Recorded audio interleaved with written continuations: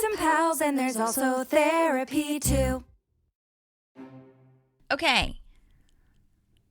Are you ready? Kinda.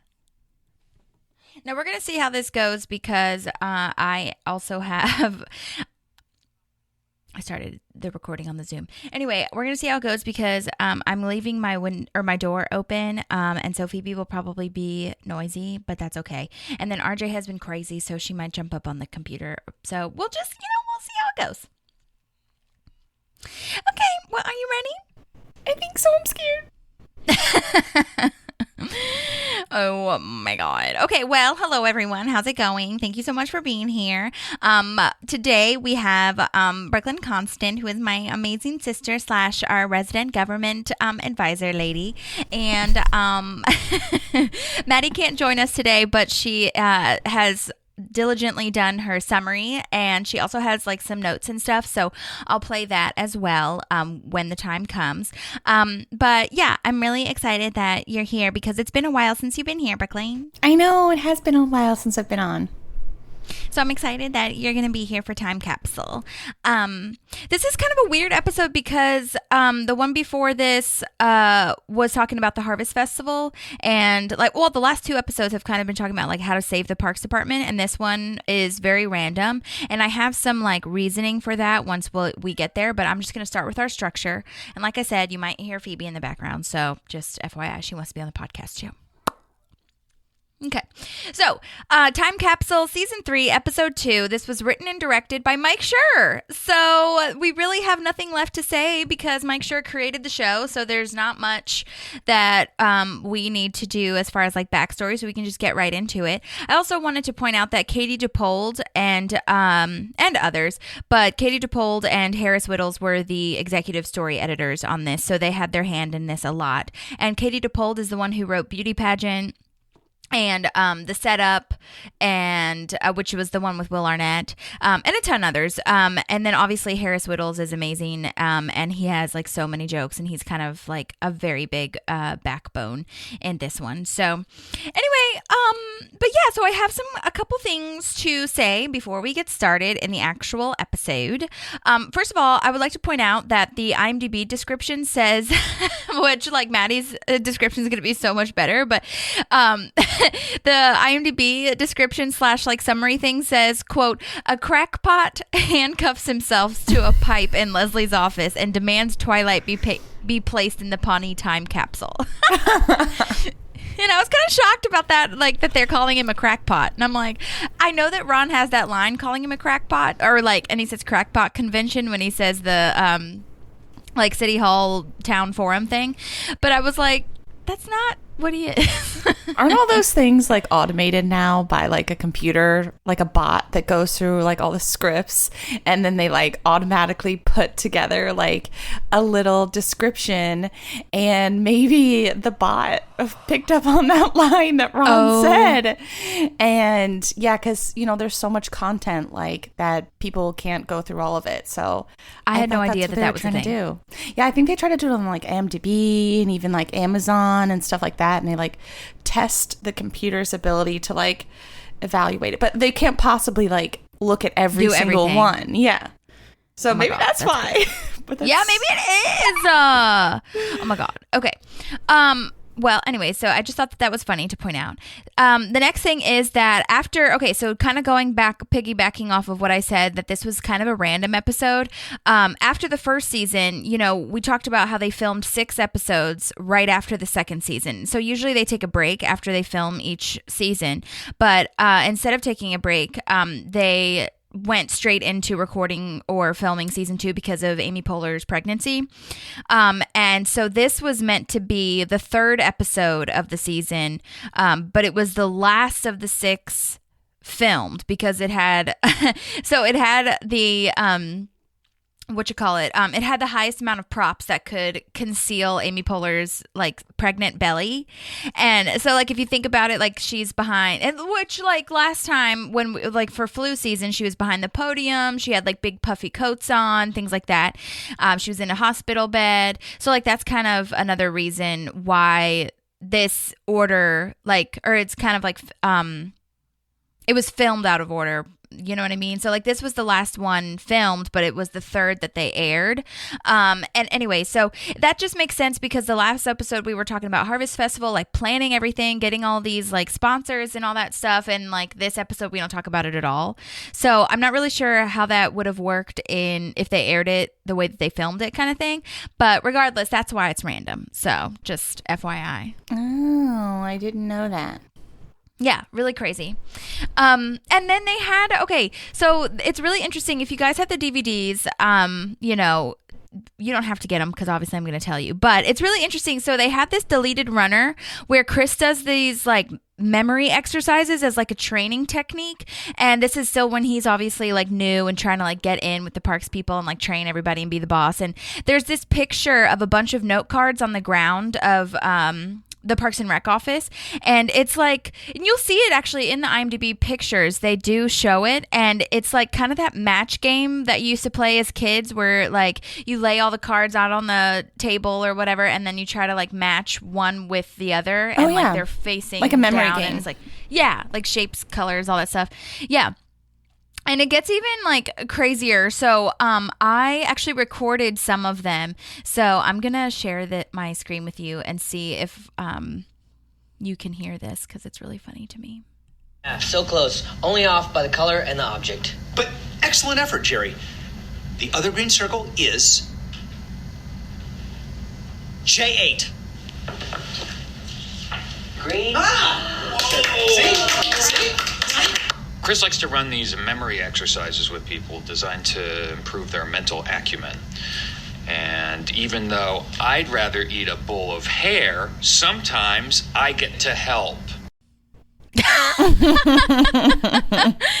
so mad about it. It's really funny. And I took pictures because he does this like really fun like physical comedy with that line. Okay, anyways, so that first one, just to explain a little bit, was the memory game card or whatever the hell. And Chris is obviously really good at it, but Jerry didn't know what the hell he was doing, and that's how it started. But the second memory exercise is like Ben is dressed up in like a bunch of different things, and they have to remember like what he was wearing. So I'll just play that for you. And then I also, again, I took pictures of it, so I'll post that in stories or on the feed when this episode gets posted. But here's this clip. Excuse me, Governor. My name is Reginald Apothecary, and I want to take a trolley to the Beetle. I don't know what I'm doing. Oh, this is a new game. Okay, I want to play. You already are. This is a test of observation designed by the CIA for their field agents. Tune out all of the flashy, extraneous information and remember the mundane. Leslie? Blue balloon, red scarf, Ben was hopping on one foot. Yes. But what hand was his ring on? Left. Nose on his right. But amazing. So close. Great job. What color were his socks, Ron? Don't recall. They were brown. Fantastic effort. How many buttons were on his suit, Tom? 3. It was a gray Alfani pinstripe from 2004 with flared lapels and paisley pocket lining. I wouldn't be caught dead in it. Amazing effort. It's a gift. Oh my gosh. Okay. Yeah, so those are like, that was supposed to be kind of, I think that was supposed to be the cold open actually, but then they decided to cut it, and they used something else, which makes total sense, I feel, because I mean most cold opens don't really have anything to do with the rest of the episode anyway, but what they did, I think, worked, if that makes sense. You know what I mean? Yeah, I was But anyway, going I to just ask thought you it was where really it funny. was actually like in the episode, if they were Yeah, going to so put I it in think- there. Yeah, I think the cold open was going to be both of those scenes, like back to back, and then we would have just never talked about it again. Okay. But it was really cute, and it was a lot of effort, so I felt like I needed to share it. Yeah, just to show Okay. like how like detail oriented Chris is as a city manager. Yeah, and that whole thing of like, which we kind of see, but when he tries to change the Parks and Rec office with like putting Ron in that little donut desk thing Oh yeah. and all that stuff, so they kind of get the job accomplished anyway, but Yeah. anyways, okay, so that is that one. And then I think it was either last episode or the episode before this. But regardless, she's been in a few. There were a couple of scenes with Jean Simpson, and she played the nurse that had red hair, and she is like. She works with Anne, and she also works with Nicole Pettis, who was the other nurse. But she sent me a few voice memos because we couldn't get it for timing purposes for the last episode. And so I was like, you know what? I'm just going to go ahead and play them now because why not? So, and I haven't listened to these, so I'm really interested to see like what she has to say. And I'm really, really grateful that she sent us a few. So let's just see what happens. Okay, here's the first one. Yeah. Hey Holly, this is Jeannie Simpson. Thank you so much for having me on your podcast. I played Diane, who was a nurse friend of the Rashida Jones character, and I felt so lucky that I got to be on 3 episodes of this super awesome, hilarious show. The first episode was really fun. I went in to audition, and it was for a different character. I went into audition for the mom character in the Greg Pikitis episode in season 2, and I left the audition and they were like, wait, come back. I was on my way to the car and they were like, we just wrote this scene with these nurses and we want you to audition for one of the nurses actually. So I came back in, and usually you have like a day to prepare, but I just, looked at the sides of the script real quick and read it, and the Dean Holland, who was directing his first episode, this was the first episode he was going to direct for Parks and Recreation, started laughing, which was so nice, and was like, oh, I didn't realize that this scene was funny until you just read it, so that was really sweet.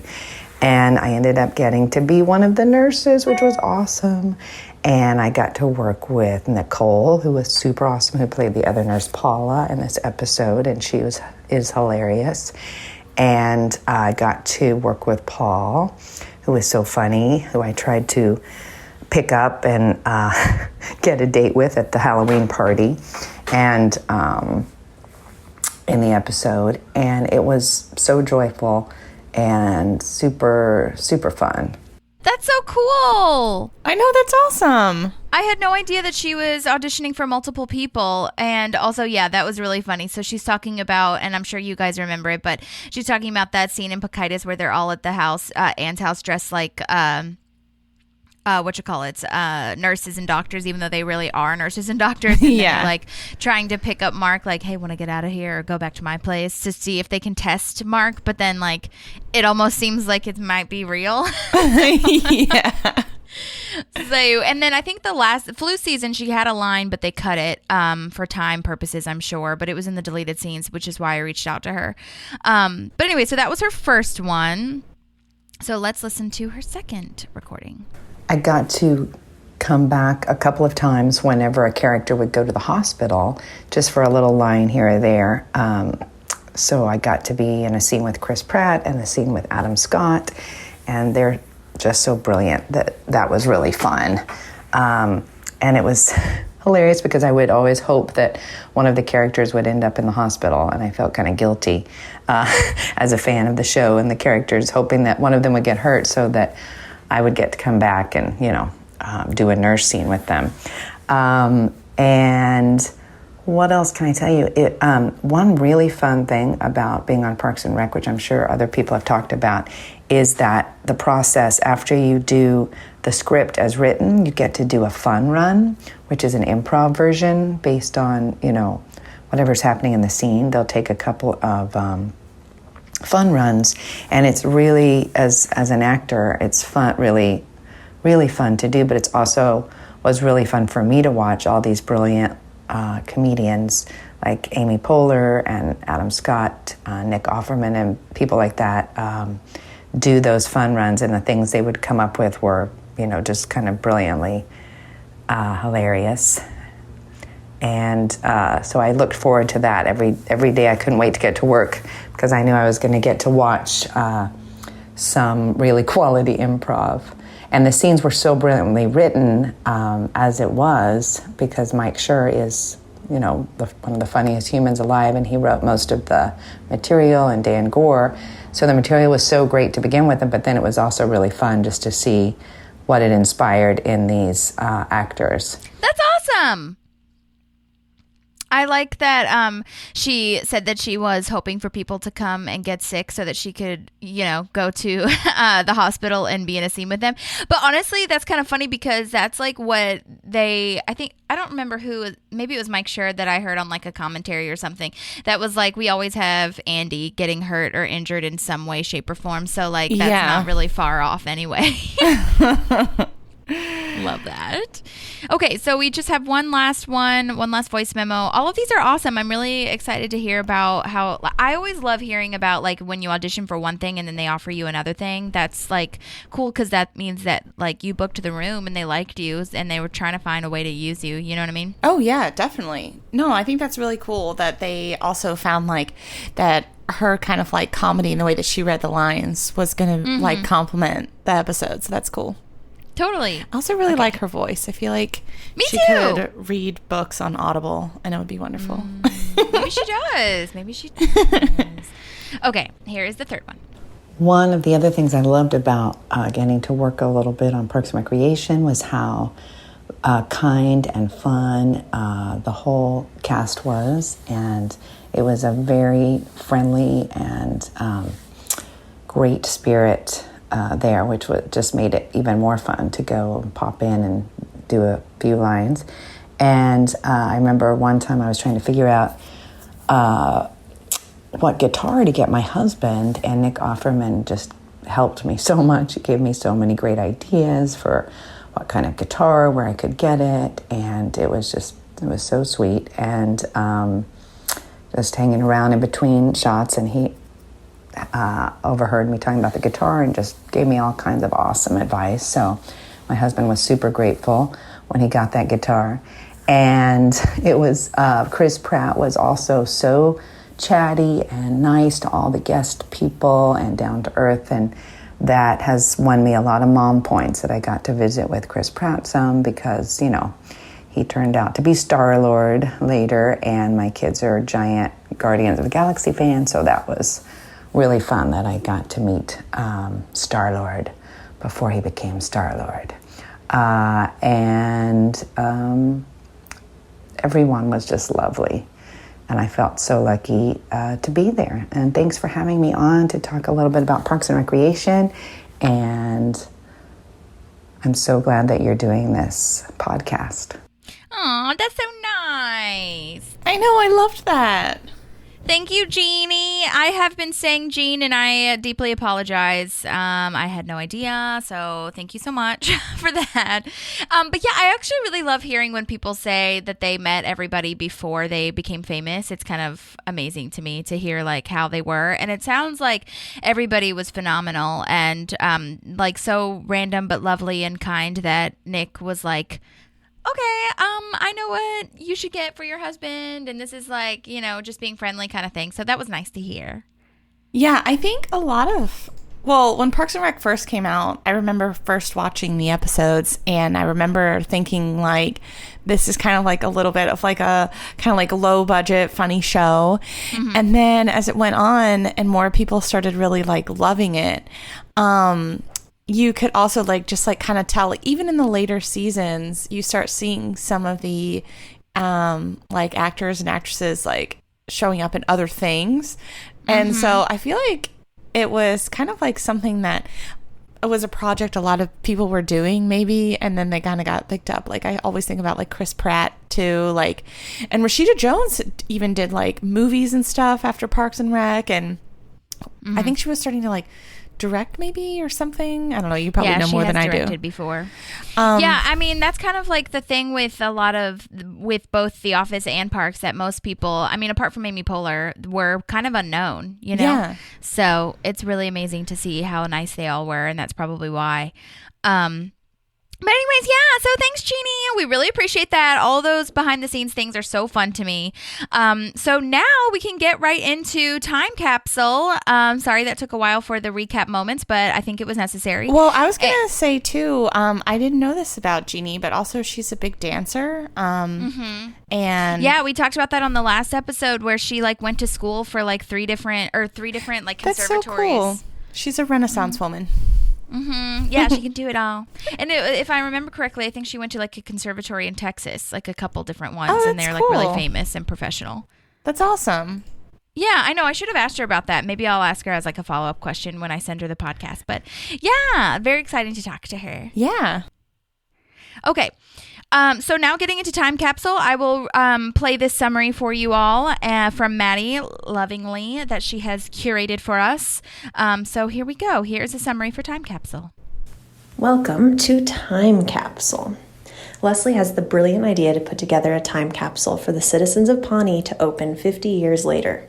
As always, none of Leslie's amazing plans can go smoothly, and a citizen handcuffs himself to Leslie's office in an attempt to get Twilight in the time capsule. I'm more of a Harry Potter girl myself too, Leslie.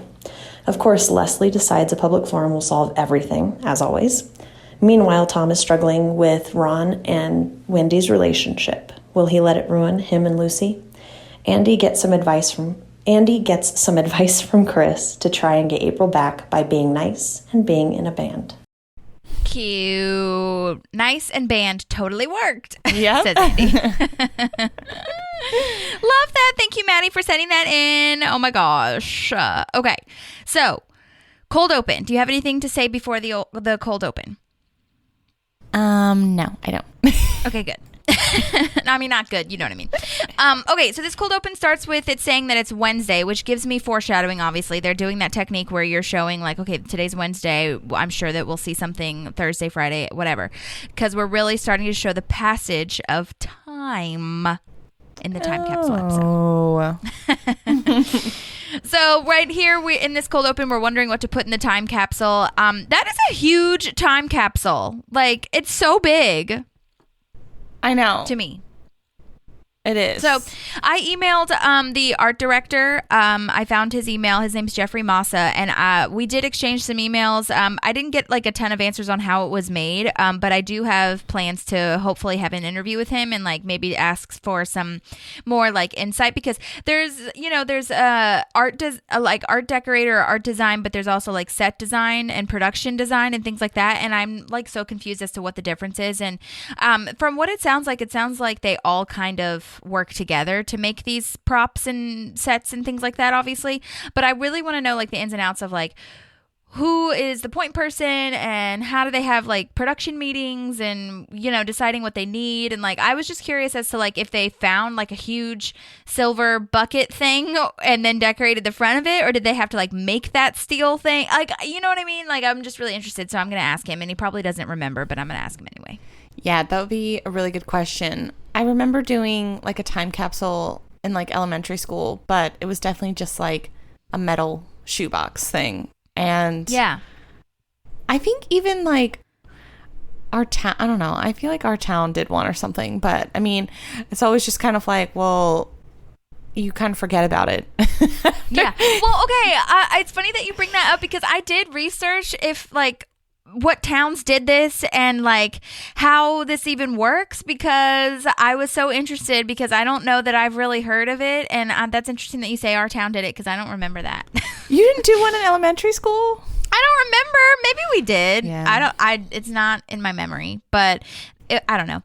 Anyway, okay, I'm going to share with you some of the ones that I found. They're all so freaking funny, and I have to say that they are all like, it seems like it wasn't worth it, is what I'll say. But here, let me explain. Okay, so I did find a few articles. This first one was on CNN about a town in New Hampshire that opened a time capsule of 50 years. It was on display in the library, and they found nothing in it. What happened to everything? I don't know. It's crazy. So it's been in like I said, it was on display in the library. People pass by it all of the time. So, okay, I'm going to read from the article. Someone stole by it. a small... I don't know. Okay. Some people thought that. Anyway, okay. So the article says, flanked by a small crowd of local historians and town officials, Potter, who was running this whole situation, opened the capsule. It took a few tries to get the old door free, but once it was, the group was disappointed by what they did, or rather didn't, find. The capsule was set to be unveiled at nearby Londonderry's Old Home Day celebration on a Saturday. Town manager Kevin Smith broke the news to a disappointed crowd. I'm guessing that would be like Chris or something, maybe. Dairy historian Paul Lindemann told the paper that there wasn't a list of its contents, but the safe was said to include a film reel of a driving tour of the town, which is hilarious because a film reel is kind of similar to what happened in this episode. Yeah. And they said, it's possible someone could have broken in, but there most likely was nothing in it. Why even bury it? Yeah, what is the deal? There had to have been. Or like, maybe they thought, like you said, that someone would just forget or something. I don't know. Or That's maybe weird. like, did like the paper like disintegrate or something? I don't know. Maybe. Oh my God. Well, okay. So I found, this is so dumb, but like when I was researching time capsules and like real life instances, I found an article that was labeled the 10 most disappointing time capsules. I couldn't really find any that were like actually successful and really cool, because I would think that there would be, but okay. So I'm going to read a few, but it was just so fascinating to me. So, okay, I'm going to read from this one article that I found in that, 10 most disappointing thing. Okay. Time capsules as we know them are a relatively new invention that became famous in 1939 with the burial of the Westinghouse time capsule at the World's Fair. So this is explaining where the idea kind of came from, time capsule. 1939. So this highly publicized capsule at the Westinghouse, whatever the one, which is not scheduled to be opened until the year 6939, contains both quotidian items. What's quotidian mean again? Do you know what that means? I think it means like occurring small, every day. Yeah, like Daily, every day, like stuff you use mundane every day. items, kind of. Okay. And extensive writings on human history printed on microfilm, along with instructions on how to build a microfilm viewer. Wow. I mean, that was cutting edge at that time. I mean, it was an ambitious project with engineers specially designing the capsule to resist the ravages of time. Most time capsules, however, are not equipped to be buried underground, which I think goes back to your point. But at the same, well, no, never mind. I was going to say, because you said the newspaper disintegrated, but this one was the one that there was nothing in it. It was in display at the library, so it wasn't underground. But oh, I see. I don't know. Yeah, I think someone but definitely went in there and just took out some stuff. So yeah, I know. Well, so there was this historian / like person that they interviewed where he said, and he was kind of like an expert on this. He says, burying something is literally the worst way to preserve it for future generations, but we continue to do it. Contents are routinely destroyed by groundwater, so most time capsules reveal little more than trash chowder, is what he called it. But yeah, that would make sense. So I guess that's why you have to have one that like really can withstand the test of all those like natural disasters and stuff. But anyway, there was one in Tucson that I found an article on, which, by the way, that Tucson was where the first air-conditioned mall was. Isn't that interesting? Wow. I don't know why that came up in the article. But anyway, they did find some old newspapers and business cards, which that sounds really disappointing. But I mean, I guess to keep a newspaper alive, like, is yeah. And then I thought you'd be interested in this one. There was like a semi-successful one, I guess, that was found in Richmond. But they called it semi-successful, but it really wasn't, in my opinion. I'll just tell you about it. So it's like so lackluster and like not exciting really. But like I think the thing that made it, quote, semi-successful was that everyone was really interested to actually see what was in it because of what they were told was in it. So, okay, I'm going to read from the article. Buried since 1887, this copper box was rumored to hold an extremely rare photograph of President Abraham Lincoln lying in his coffin. While this turned out to be false, historians found Civil War artifacts, a Bible, and other historic documents. The time capsule received mounting public and media attention in the build-up to its opening. So, finding Civil War artifacts, I think, is interesting, I guess. But they were really like excited that they might get a picture of Abraham Lincoln, I guess, in his coffin. Yeah, well, this one was really significant because of all the events, like in 2021. Surrounding a lot of the monuments being taken down on Monument Avenue, and this one was Robert E. Lee being taken down because of his ties to like the slave trade and the Confederacy. Yeah, I had read about it as well too, but okay. Yeah, so I think that one. Wait, what about Robert E. Lee? So Robert E. Lee was a pretty significant figure in the Civil War. Yeah. And he was, I mean... But what did he do with the time capsule? Well, there was it was his sort of monument to him on Monument Avenue. It's like a pretty big road in Richmond where they have all sorts of different, like, I mean, they're huge monuments, like statues to people along this road. And like me and Brett, we've run like the Monument Avenue 10K. It's a pretty like big Richmond like landmark, which was part of like the South, like part of the Confederacy.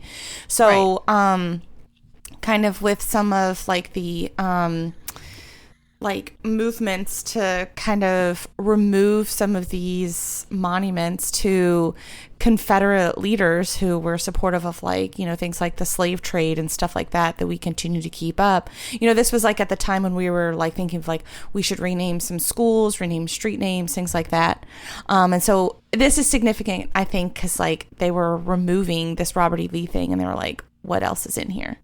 So the time capsule was like underneath the Robert E. Lee monument? Yeah, they would not have otherwise found it if they weren't removing that statue. Okay. So they were like surprised that they found it inside the statue because, I mean, another like... Because no one really knew. Yeah, another 1,000 years could have gone by and no one would have found it. Like there were no like... So I think that they were all like really surprised to find it. Yeah, they said that it was found in the tower of the pedestal about 20 feet above ground level. Yeah, and so like they were like moving all this like granite pieces and stuff like that. And so it says, the article that I found said that they were about 60 items donated by 37 Richmond residents. Many of which were related to the Confederacy, and that was from like a statement that the Virginia governor's office published. Oh my gosh. Okay. I remember reading about Robert E. Lee in this article, but it didn't make it clear to me anyway. I guess maybe I skimmed over it that it was in the actual monument itself. Yeah, it was in there actually. And it, yeah, they were still saying that even though it was like above ground, like it still was like what you said, like corrupted, and like a lot of the pieces of paper were like, you know, falling apart and stuff like that. And they were trying to look at it and see what people like thought was important to put in there. But I know, I wish there was a way to make like a digital time capsule, which I guess is technically the thing that they're trying to do with like the film stuff. But like, I wonder if there's a way to like keep it on your laptop or like a flash drive or something. I don't know. I know. Well, I thought about that too, because, you know, and even in this episode at the end, which I know we'll get to, when they put in like a VHS, like, yeah, I thought about that too. Yeah. Like how many people, have a VHS player now. Yeah. I mean, that was like the thing. So yeah. And then now we put things on CDs, but like, you know, nobody even like has like CD players like in their cars or whatever. Right. And like maybe hopefully pawn shops or something will still be around with like the old vintage electronics or whatever. But you know, you never know. Yeah. But I mean, like if this thing was hidden from 1887, trying to go back and like find the technology to like play something from then is really rare. So you have to like go back and find like the archives and stuff like that. Yeah, that's crazy. Well, thank you for filling in the blanks on that one, because I would not have known that. That's really insane. And yeah, just I guess the idea of like continuing to do this, even though like it's been proven to not really work. I think it's just the excitement, you know what I mean? Of like knowing this might still be here in 50 years, or like what will they be doing? What will these citizens be doing at this time, you know? Yeah, I think it definitely, I agree. It's kind of more for like the people burying the time capsule than for the people that might find it, because if you really want to like save something like of national significance, I mean, I think you could probably also talk to people from like the National Archives, whose like literal job is to actually that is so true. Yeah, oh my to god, like preserve and like share all this information. Like like the people that do museums curating that. Yeah, and all that. So that oh it's my like god, that's so real. Like, wow, we're so stupid. But I mean, at the same time, I think that it was really fun just to feel like you know, like, I think it's in the spirit of like the local government thing where it's fun to feel like you're participating and like creating and leaving some amount of history behind. Oh my God. Oh my God. Yes, that's so true. And yeah, and I mean, like, that makes more sense, like what you said, that it's more for the people that are putting it in there. Because like going back to the show, Jerry says he's putting in his mother's diary, and like we get this sweet moment of like him getting complimented, you know what I mean? Not only by his mom, but like by Leslie even. She's like, oh my God, that's a great idea. And like, it's very sentimental and emotional. You know what I mean? Yeah. And it's funny. I mean, it's so typical of like Jerry's role, because that's the kind of thing that you would want in a museum or a time capsule, or just someone describing how things were in their everyday life, because that's literally what like all those museum curators and historians are looking for. And now it's going to be ruined. And they were just like, oh no, we don't want that. Oh my God. Well, he gets made fun of because he played Tinkerbell in grade school, but we learned that his real name is Gerald, technically. Because his mom calls him Gerald. That's really funny. That's his full name. Oh my gosh. Andy has this awkward moment, super awkward, where he's like, let's put Eduardo in there and until he suffocates and dies. And everybody's like, because Donna's face is so hilarious, like super cringy, disgusting, like weird reaction, like, what? Also, I did get some lovely voice memos from Eduardo. So did you really? That's cool. Yeah, he's awesome. He was so fun and really great. So once we get into a little bit more of his scenes with Andy, I will play them for you. It's so funny. Tom wants to put in a pic of Lucy. And so we learned they've broken up because he draws little like devil lines and stink lines on her face, on her picture. And it's so dumb because he's like, but again, I guess he's just a little clueless because he's still in this whole like Wendy circle. But he says like, she won't even tell me why. Like, you know why, dummy. But it's fine. He's so fragile. I know. Yeah. I do love this satire thing though that Parks and Rec is always so good at, and especially Aziz, like, I feel he can pull this off because he talks about this kind of thing in his stand-up too, where he says Tom's talking head says, luckily when you're the guy, you can just tell people she's crazy. Like when you break up with people. Yeah. Or when you break up with someone. And honestly, it's so true. It's so people true. do that all the time. It's so much easier to just be like, yeah, they're crazy. Times I heard, oh my God. I mean, I haven't heard it lately because I guess not many people have been breaking up like in my inner circle, but the amount of times that I heard that in college was like fucking insane. Yeah. Where my dude friends would be like, oh yeah, she turned out to be really crazy. Like, she's like insane. And I'm like, I know. Okay, whatever you need to do. But he says that he got this idea from Entourage, which is hilarious. I know, which is also like, you know, just a bunch of dudes. Oh my God. I wish that I had known that I could have also just like used that more. Same. Like, and just be like, yeah, he was crazy. Like, yeah, he's insane, actually. Yeah. Like clinically insane. Yeah. So Ron's going to submit JJ's Diner, which I don't like a menu. But first of all, why is Wendy there? What the F? Okay. Well, Holly, he is wearing his signature red shirt. It's maroon, but it is still red. So okay, but she doesn't need to be there for this moment. But I guess Eduardo doesn't need to be there either. Like, why are all these ancillary characters there? I don't get it. Yeah. It's a Parks and Rec family. Yeah, okay, whatever. But then he says, I don't understand this. I didn't even look it up because I guess it's the name of the meal, the 4-horse meals of the egg porcalypse. Yeah. Like, we brushed right over that. I love that line. It's so good because in the Bible, in Revelations, there's the 4 horsemen of the apocalypse, right? Like, oh, Brookelynn, that would make so much more sense. Thank you for knowing that. I didn't know that. Like the end of the world. Wait, what did you call it? The 4 horse what? The 4 horsemen of the apocalypse. I thought it was What is that even about? Yeah, first appearing in Revelation. And it's just like kind of funny because like we're putting this thing in the time capsule for like potentially like if the you know, whoever finds this, like when the world is ending or whatever. But yeah, it's biblical figures who are in the book of Revelation. and they're revealed by the unsealing of the first 4 of the 7 seals. I'm not going to go into all of that. No. But it's biblical. Okay, that makes so much more sense. Yeah, each of them represents a different facet of the apocalypse: conquest, war, famine, and death. Yeah, it's like pretty dark, and like it's pretty. So like what we're living in right now, all those 4 things we have. Yeah, that's why people are always like, "Oh my gosh, like we're at the end of times," which I think kind of goes kind of nicely with the Zort people that we've added, where they're just kind of sprinkled in, especially since later Leslie reads some of the town slogans. Yes, I wrote them all down, so we'll get there. Yeah. Oh my god.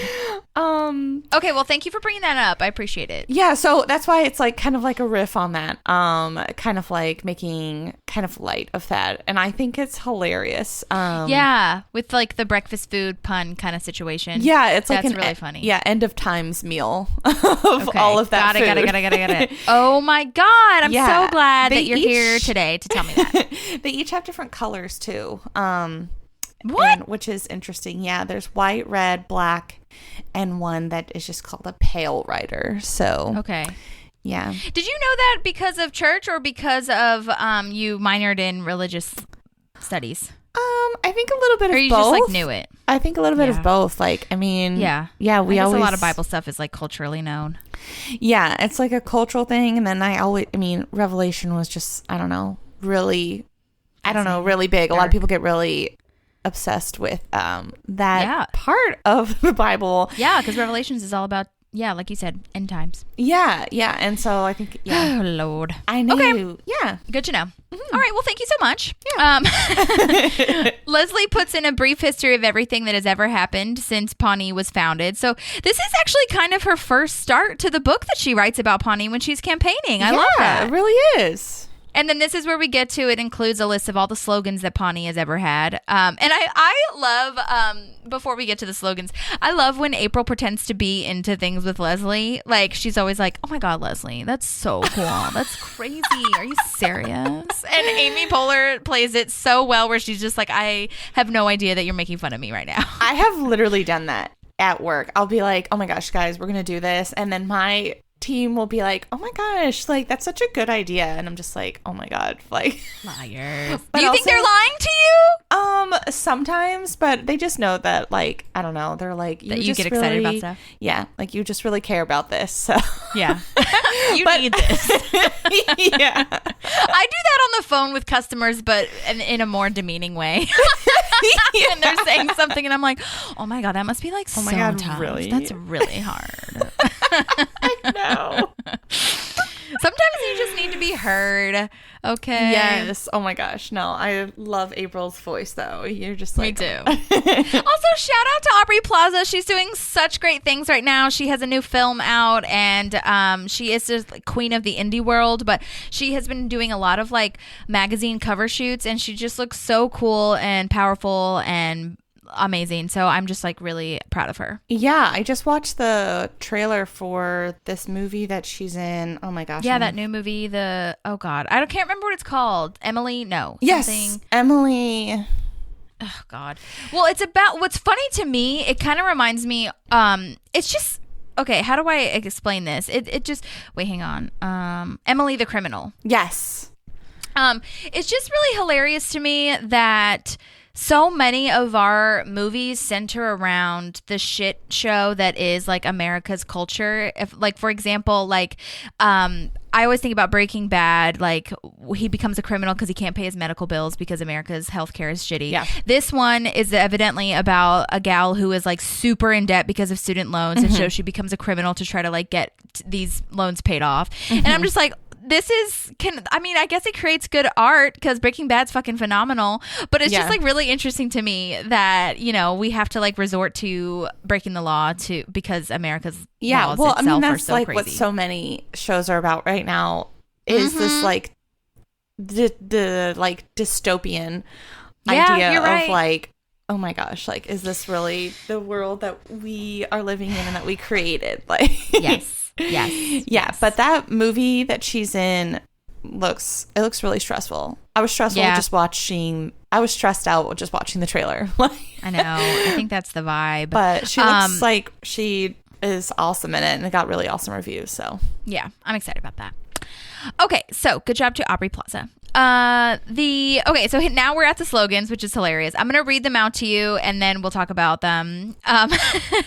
Pawnee, the Paris of America, the Akron of the Southwest Indiana, which I do like that, because like Akron, Ohio was like a big like industrial town. I mean, like Ohio was like booming. Poppin'?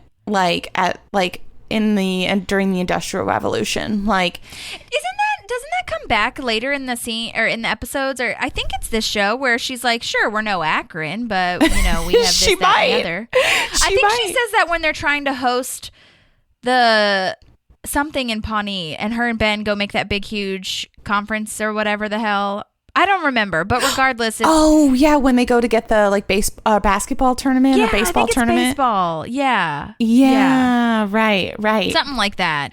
And that's interesting to know, though. Oh my gosh, look at you just like knowing things, Brookelynn. I'm so proud of you. Oh my gosh. Yeah, well, I really think that I really like turn of the century, like American history with and just like what was happening like globally, and just all of the different like just like stuff that was developing, especially since you mentioned like the World's Fair and like how impactful that was onto like just trends and like American investments and like foreign immigrants to America that like created all these businesses, and so Akron was like a really like big hub. Like everybody was moving to Ohio, and like it was a big for like train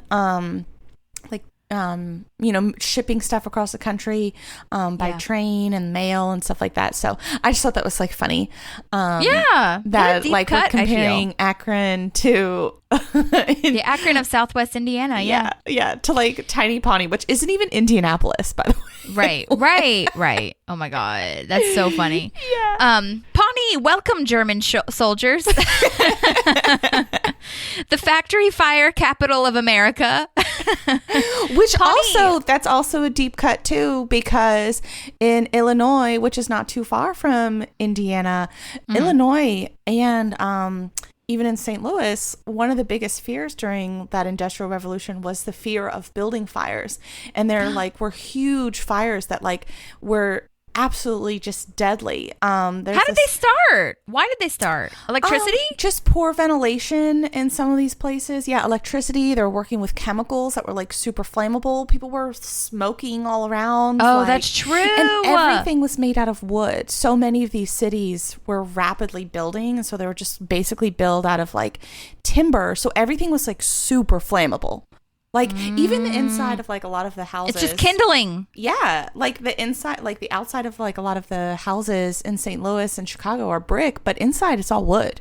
So like it's super easy for fire to like spread across buildings. I mean, now we have things like sprinkler systems and stuff like that. Yeah. Anyways, I thought that was kind of a deep cut too, because of like the history surrounding some of that too. And she talks about later. Wait, no, she already talked about it. I think, when they're trying to have the picture that they're submitting, and and she has like the picture of the bread factory on fire. Yeah, right. Yeah, like things like that, and even like before electricity. I mean, they were literally using candles to light. Like that's so true. Yeah. Wow. So, anyways, I just thought that was funny. Okay. Thank you. Yeah, I love that. Pawnee, welcome Vietnamese soldiers. Like, Pawnee, engage with Zorp. And also she says, it's really funny because she says, I think that they were just going to leave it at this line, because she says like Pawnee was like really engaged in, this cult for a brief time. And I was like, brief time? I think that comes back, lady. I think so. Zorp is dead. Long live Zorp. Yeah. They never really go away. Right. Pawnee, birthplace of Julia Roberts. They got sued. It's also, Brookelynn, I was going to ask, do you remember when we went to Martha's Vineyard? Was it Martha's Vineyard or Cape Cod, and that hotel said that like Julia Roberts like had stayed there or something? Or what was it? It was something like that. Yeah. It was like, a lie. And she didn't, I don't know if she particularly like said something, but I totally thought about that. I was like, why is Julia Roberts' name getting thrown around for like being places? Was this in like the 80s or 90s after she did like Pretty Woman, and she was like the most like amazing I mean, she is a wonderful actress. Like, who doesn't like Julia Roberts? Right. No, I know what you're saying though. And then that same hotel said that, like, I think that hotel was just known for lying, because that same hotel was like, we have an Olympic-sized pool, and it was like a baby pool. No. So it was my God. This is a trend that was just sweeping across the U.S. Seriously? Let's just claim that we know something or we're related to Julia Roberts in some way. Like, she stopped here for gas. Like, oh my God. Well, and then they say Pawnee, home of the world famous Julia Roberts lawsuit. I love that she sued Pawnee. I know, right? Places. Oh my God. Pawnee, it's safe to be here now. And then they have controversy, but I guess it's the same as the other ones with the soldiers. Pawnee, welcome Taliban soldiers. Oh, yeah. I like that they threw that in. We can see that we're moving through through history here. Yep, exactly. So now we're in the 2000s. Moving through time. This is just lovely. Oh, my gosh. It all circles back. And then their current one, which is the favorite, Pawnee, first in friendship, fourth in obesity. I love that. I think that might be my favorite line, honestly. It's so good.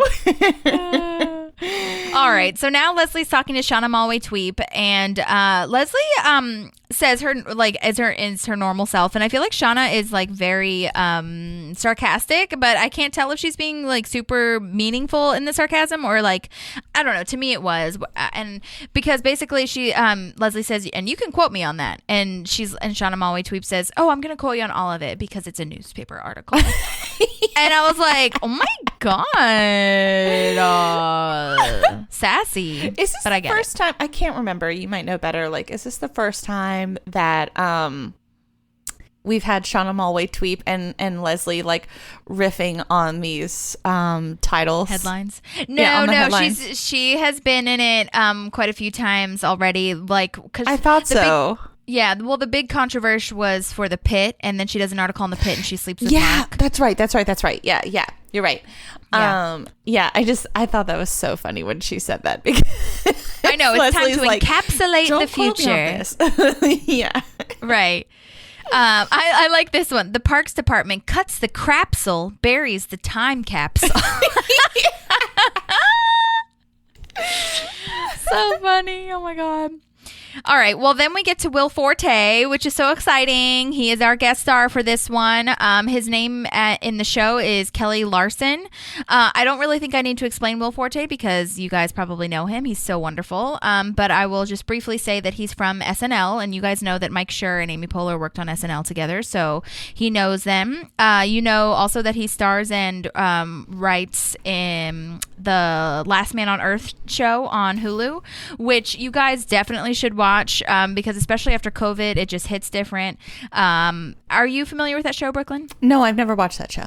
Oh my gosh, I think that you would really like it. Basically, Will Forte thinks that he's the last man on Earth because there was a virus that destroyed, the world, basically, and it ran rampant. It's kind of like The Walking Dead, but except for instead of zombies, everyone just died or like disintegrated kind of thing. Okay. And so he drives all around where he's living and like climbs up onto billboards and writes like, "Are you alive? Like, I'm here. Like, come find me at this place." And then we find like 4 or 5 other people that he kind of builds this community with that were left. So yeah, it's really funny. Kristen Schaal is in it also, who is in Bob's Burgers. She was one of the pages in 30 Rock. It's hilarious. The girl with the curly hair? Mm-hmm. Oh, I love her. She's awesome. Me too. And then Betty from Mad Men is in it. The one that is married to Don Draper. Yeah. So. I mean, going back to like dystopian, apocalyptic endings. So, and what good stories. It can come with it. Yep. Yeah. Yep. But he also, of course, he has his new show out with Kristen Wiig called that MacGruber, that started as an SNL skit and that's now a TV show. So if you are interested in that. Oh, is it? Okay. Mm-hmm. I love Kristen Wiig. Me too. She's amazing.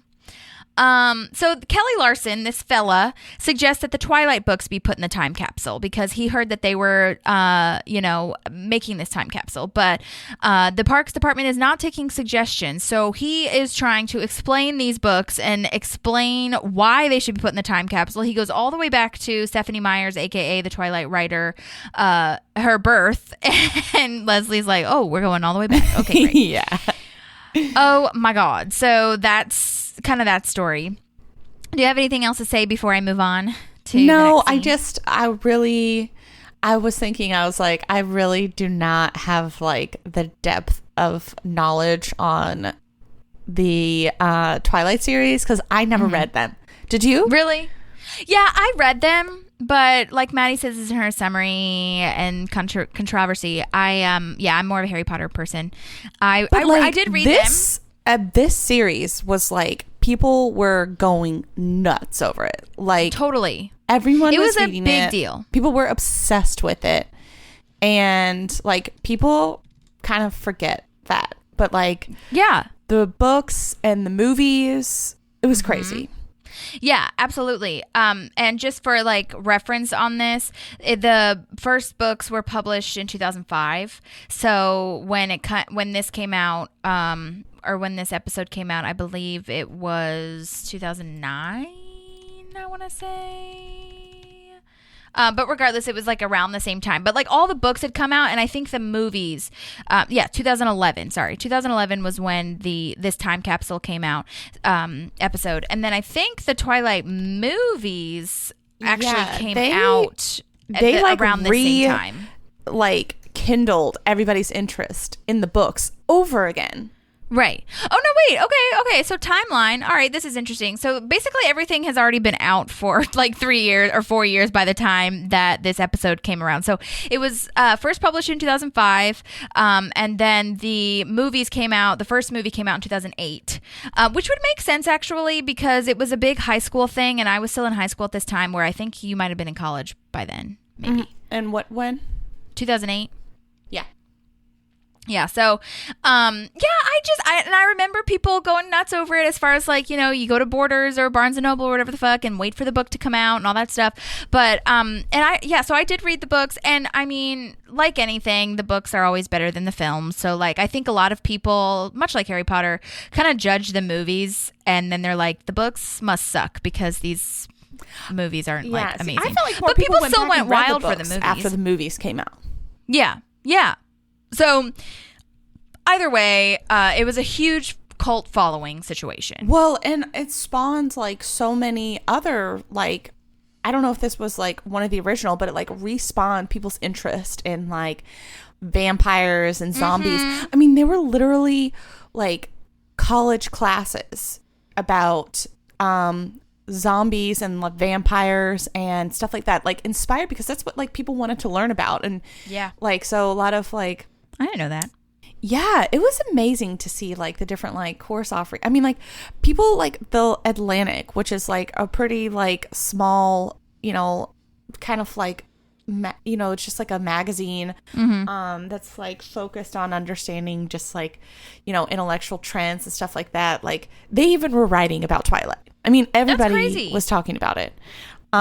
Big deal. And yeah, it's just and it was really interesting too because there's like some kind of like dark, weird themes in there as well too. Yeah, and it's just really interesting that like this is what we're gonna put in the time capsule.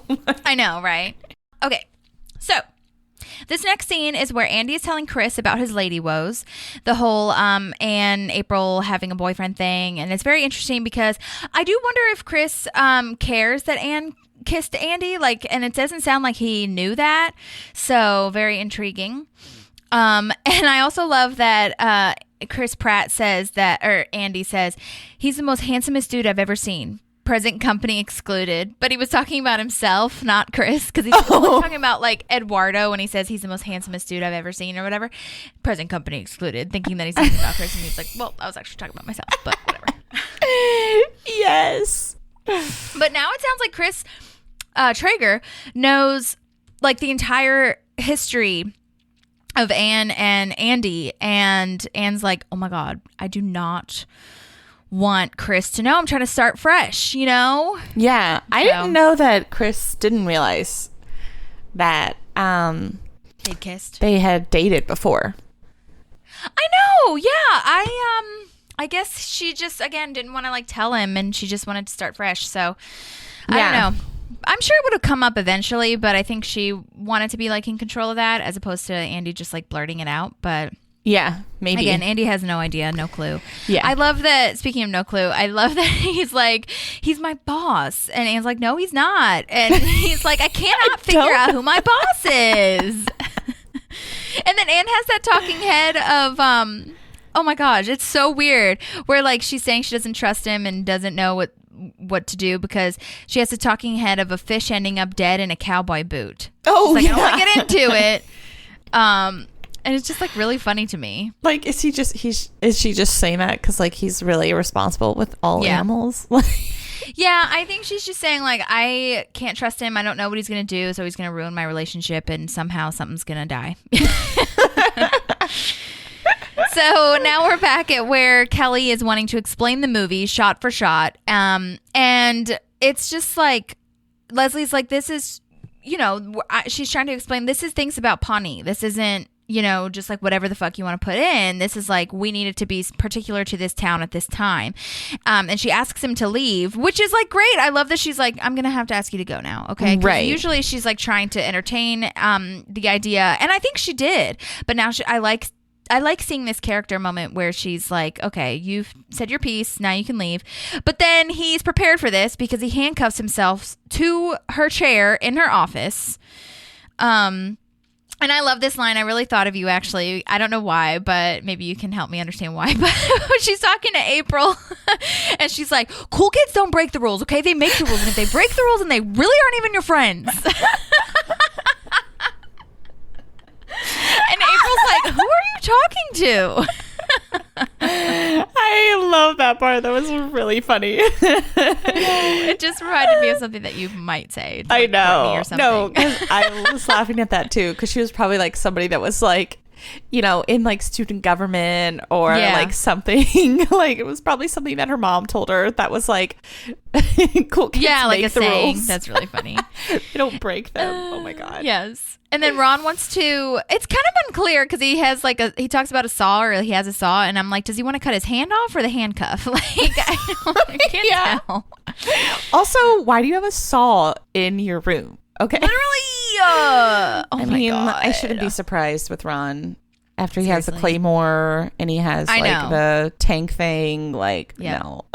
Lots of dangerous things. Oh, also really quick, did you look up what year that it said on the time capsule for them to open it up? Yes, I did. Oh, okay. And I'm going to go into it a little bit later. Oh, too. you are? Okay, gotcha. Okay. Yeah, cool. I have a whole like little moment. Yes. Oh, okay, cool. Yeah. Yeah, I did. I thought that same thing. Okay, so now Leslie's saying to Ben that some guy handcuffed himself because of Twilight, and he says, dang it, again? Trying to make the joke, and it's like falls flat, and it's hilarious. I love the little reaction, like he shakes his head before he's even done saying it. He's like, oh, that sucked. His little attempt at humor. So awkward.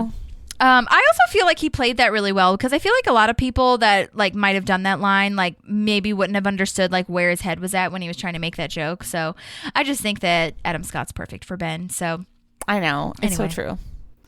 So then Kelly keeps talking to Tom and has this moment where he's introducing him to Twilight. I love that because basically Kelly's saying like, you know, is it a girl? I know someone who knows a little bit about heartbreak. And he's like, babyface. Oh my God, it's so funny. And then also it's really sad because, I mean, Kelly doesn't take it meanly because he's like, for whatever reason he gets that Tom is hurting, but Tom is really mean because he's like, what did your mom say when she found out her son was a complete failure? I was like, oh my God, oh, rude. I mean, clearly Kelly is oblivious to what's going on around him anyways, so yeah, but I also think that he's just like, okay, you need to read Twilight because it's going to change your world and you're not going to have that attitude anymore, you know what I mean? Oh my God. Then Donna has this moment where she says she loves Twilight, and she has this amazing talking head. I love that she loves fantasy books. That's what she talks about. And she was like, if I had a moment alone with Robert Pattinson, he would forget all about Skinny Legs McGee. I tell you that much. It's so funny. I also love that Robert Pattinson is now Batman, and Kristen Stewart, I think is her name, is like super famous and like super amazing actress now as well. So like, well, they were really I think they struggling talk about that too. In like after Twilight, because they had to like work, I think, really hard to like rebrand themselves. Absolutely. Because like both of their performances, still fighting against it. I mean, Robert Pattinson, when he got Batman, like everybody was like, so a vampire or whatever his Edward Cullen, is that his name? Yeah. Shit. Whatever, is gonna play Batman. Like, no way. I'm just like, you guys, that was 1,000 years ago. We all have characters that we might not be proud of. Okay. Yeah. Also, like, if I can be like from an actor standpoint, and I'm not like, I'm not, a big, huge actor or whatever, but like a lot of that stuff that they did had to come from the director. I'm so sorry. But like, you don't just do that stuff and then leave it in unless the director's like, yeah, that was good, or but didn't say anything at all. Like, it wasn't just them. Yeah, but most people don't really think about like the directors and anything like that.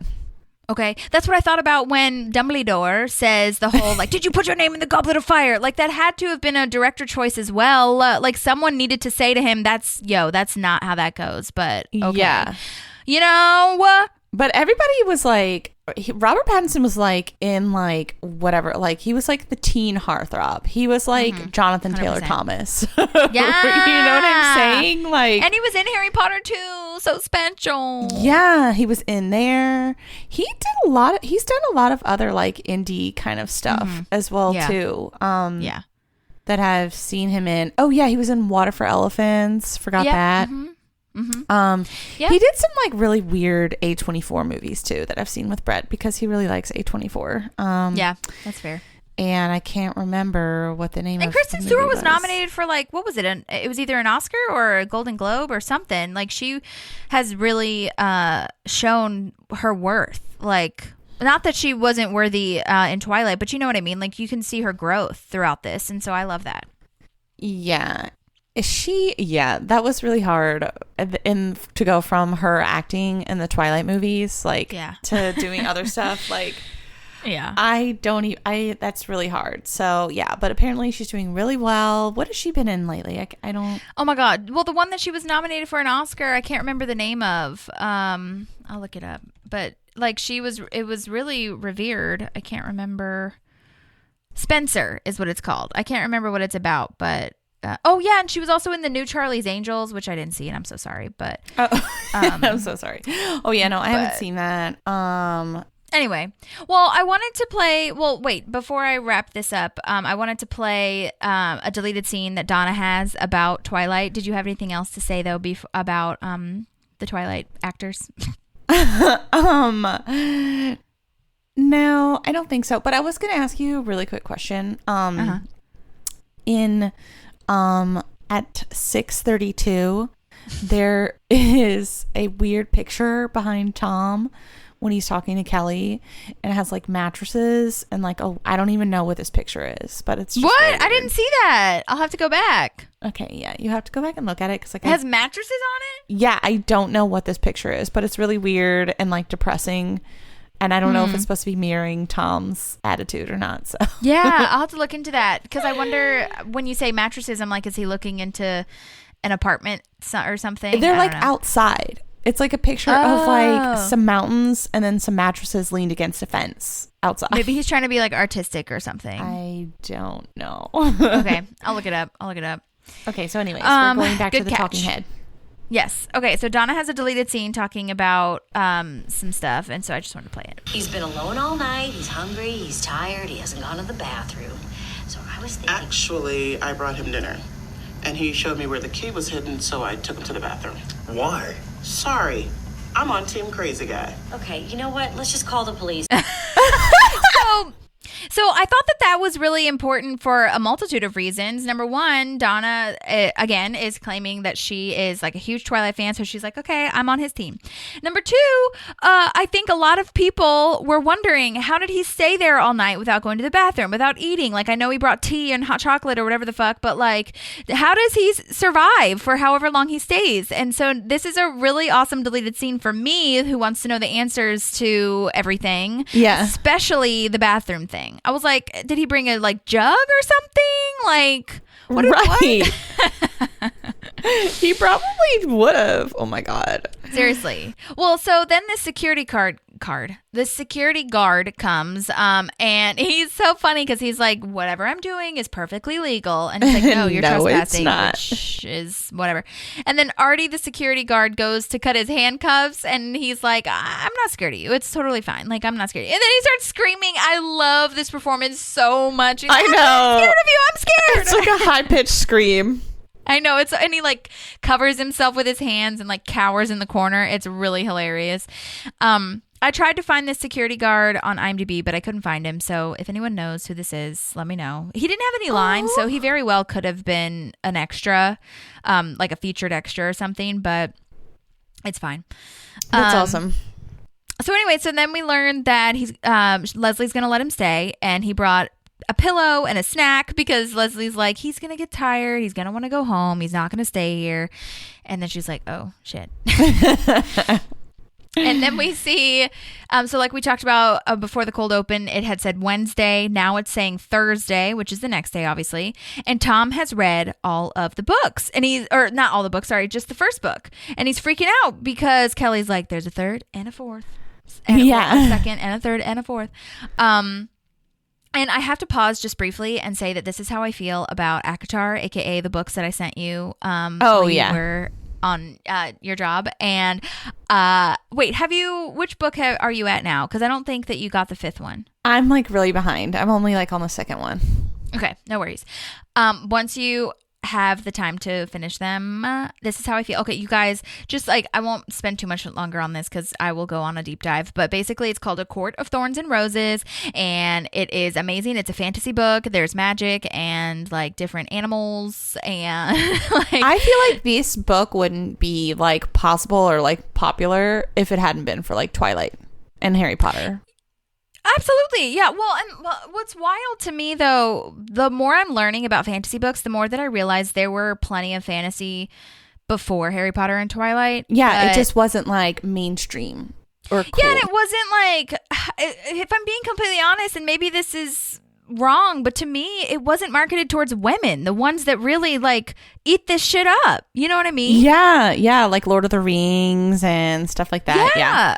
I just don't feel, and like this, and a lot of these, and I'll be honest too, a lot of these books, and Twilight, I think, was also a part of this as well. But a lot of the books that I'm reading now, especially ACOTAR, have a lot of like smut in it too. So it's like a lot of romance, and in addition to like war and apocalyptic times and things like that, and magic and whatever. So and I think also not only that, the women part, but it also, like, Twilight and Harry Potter were marketed towards like teens, I feel, and it was a little bit more palatable for the teen world, and like that they eat that shit up too. So yeah, well, and me and Brett always talk about this too, like as Harry Potter, as like they got older, like it definitely got more marketed towards like young adults readers too. Yeah. Whereas I feel like, I don't know, it's just more readable. The story is more like, when I read Lord of the Rings, and this was very recently, actually, like maybe 3 years ago, I was just like, there's so many different words for grass. They are traveling. I would say like 80% of that book, they are traveling across Middle Earth or whatever, and like they're just talking about the mountains and the grass, and I would like look up all these words and be like, oh, they must be really describing something that I'm missing, and it's like grass or weeds, and I'm like, cool. No disrespect. No, that's true. Yeah, but that's anyway, okay. true. So thank you for my tangent. All right. So now Andy has now shined every single one of Chris's shoes. And it's just like hilarious. He's also talking about those like monkey shoes or whatever. He calls them monkey shoes, the toad shoes, which is really funny. He was like, I think these really are gloves. Yeah. Oh my God. And it's really funny too, because he says he doesn't remember, because he's like, Chris is talking about April and Andy, and Andy's like, you got all that from a picture looking at the summer catalog? And he's like, no, you told me yesterday, dummy. And it's also really funny because like it's like there's like a certain type of person that wears like the like whatever they're called shoes, the toe shoes or whatever, and like Chris is definitely that person that just like is really leaning into it, like 100%. And Chris just looks hilarious wearing these, like I know. So now the paper / Tweep is taking pictures of this dude for the paper, aka Kelly, that's in the chained to, or handcuffed or whatever, to the office, to Leslie's office. And it's really sad because Leslie's like, don't write about this. Like, this isn't what we want the time capsule to be about. And then we switch kind of gears when we talk to Chris and Andy, because now this is kind of monumental, I feel, for like the Chris and Andy relationship, where Chris is giving advice to Andy saying like, how do we get April, like, focus on your strengths, band and nice. Yeah, I'm nice. And he was like, that's it. He was like, yeah, okay. So we learn how that comes to fruition a little bit later, but before that, we're gonna see where Tom, Donna, and Kelly are having this little book club moment, and they're getting so deep into it. I love a book club. I think it's really hilarious because those are the only people that really understand, and you can have different perspectives on the characters. But I love these three together talking. Oh about my it, gosh, and like yeah. talking about like, oh, she might be in the Illuminati. Me too. No, true. not Illuminati. What is it? The Volturi or whatever the Twilight version is. Yeah, it's so true. Well, because it's like every time you get into like a really good like book or movie and you're like nerding out about it, and then you're just like, if somebody else doesn't know, you're just like, oh, you don't know. Sucks to suck. But what's great now, I feel like that was what I think we did in high school, like with Twilight and Harry Potter, like, oh, you don't read that? But now the book club that I have, I'm just, if I hear that someone hasn't gotten it, like, we're almost at the level, well, I know one of my friends definitely is, but I'm almost at the level of like, okay, I'm going to just go ahead and buy it for you so that you can experience it. Well, like, that's different from when you're like in high school and you're broke, and now when you're older, that's true. you can be like, oh, let me help you. Or like you would think that we would have let them borrow the books or something, but we were just like, oh, well, you're out of the group, so. Yeah. Well, I think it's so funny too, because like they're like treating it like such a book club. Like Tom even has like stickies, like that he's bookmarked and stuff like that. That's so true. It's funny that they're having this like, you know, intellectual discussion about like all the like greater, finer aspects of like these two competing things and like the underlying stories and the complexities of it. And the love triangle. Yeah. And you're just like, oh my God. Like, yeah. Well, so now it's Friday because, again, with our passage of time, Kelly has moved over to the other side of the office because of it being more comfortable. And this is where Donna's scene would have happened, where they explain like how he is going to the bathroom and eating and all that stuff. Okay. And then Leslie finds out why he's doing this, because Kelly gave her the books to read and she started to read them. She's more of a Harry Potter girl. And she finds Liz Waverly, the name written in the front of the book. And so she kind of gets this, you know, inside moment of, you know, he's doing this to get close to his daughter because you know, her parents divorced, aka Kelly and his ex-wife divorced, and it's been really tough on her, and that's kind of precious. I think that's a nice dad moment, but I do think that, like, I guess Kelly didn't know Leslie's personality enough, because I feel like if he had just told her that from the beginning, like, she would have been way more receptive to it, you know what I mean? Right. Oh yeah, definitely. And also, speaking of that, it's really funny that I did another deleted scene where Kelly is trying, like, he knows about the time capsule and he's trying to sneak in the Twilight books into it. So I'll just play this. Leslie doesn't know is that I secretly snuck over when she wasn't looking and I put a copy of Twilight in the time capsule. I saw him do it, and I took it out. I noticed that she saw me do it, and she took it out. But then, later, I came back, and I secretly snuck it back in. I saw that too, and I took it out again. She took it out again, but then at the last second... I took that one out too. So it just like keeps going where he's trying and trying and trying. I know. And then this is not obviously, but this is now when she learns this stuff and she sees him trying so hard, blah, blah, blah. She's talking to Ron and Ben and saying that Twilight should maybe go in the time capsule because life in Pawnee for this guy who is a Pawneean is him and his daughter reading this book together. And I think her reasoning is pretty valid, but I also totally see that it's a stretch, and I see their reasoning as well. Like now everyone can just come handcuff themselves and get their way and be kind of like wild, and like this is completely different because maybe I don't even need to say this, but like I was kind of thinking about like protesting and stuff and how that makes change a lot of the time, but I feel like that's completely different than what he's doing. He's like literally trespassing and being totally absurd. So yeah. Well, I mean, I guess he's trying to be like, well, this is my side of the story that I want to have in the time capsule. Right. But again, it proves the point that I think Leslie would have done that if she had just known that it was for a sentimental reason, Yeah, but then like you can clearly see that she's lost like the thread. She can't control it or like keep it on the lowdown, because we've already got like Shauna trying to write about this crazy guy that like did this, and like so she can't do it quietly because now it's like everybody's already like in a frenzy about it. But it is funny that she like was, once she heard what he was saying, that he was like, she was like, okay, well, we can put it in there.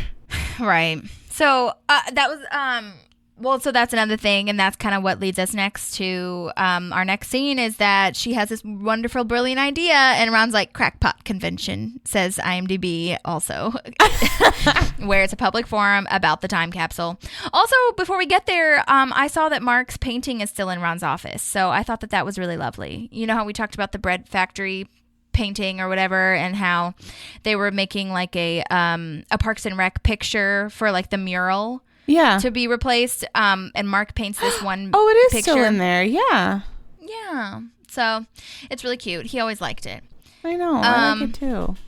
And so this is one of my fave public forums, I feel, just because like I just love all of these people, and I also love the message that it is saying that like the irony, even Leslie says it, like when they're talking about like why things shouldn't be in there for different reasons, but like they're basically the same reasons, like too religious, not religious enough. Interesting. Oh my God. See, you know what I mean? I just thought that was so brilliantly done.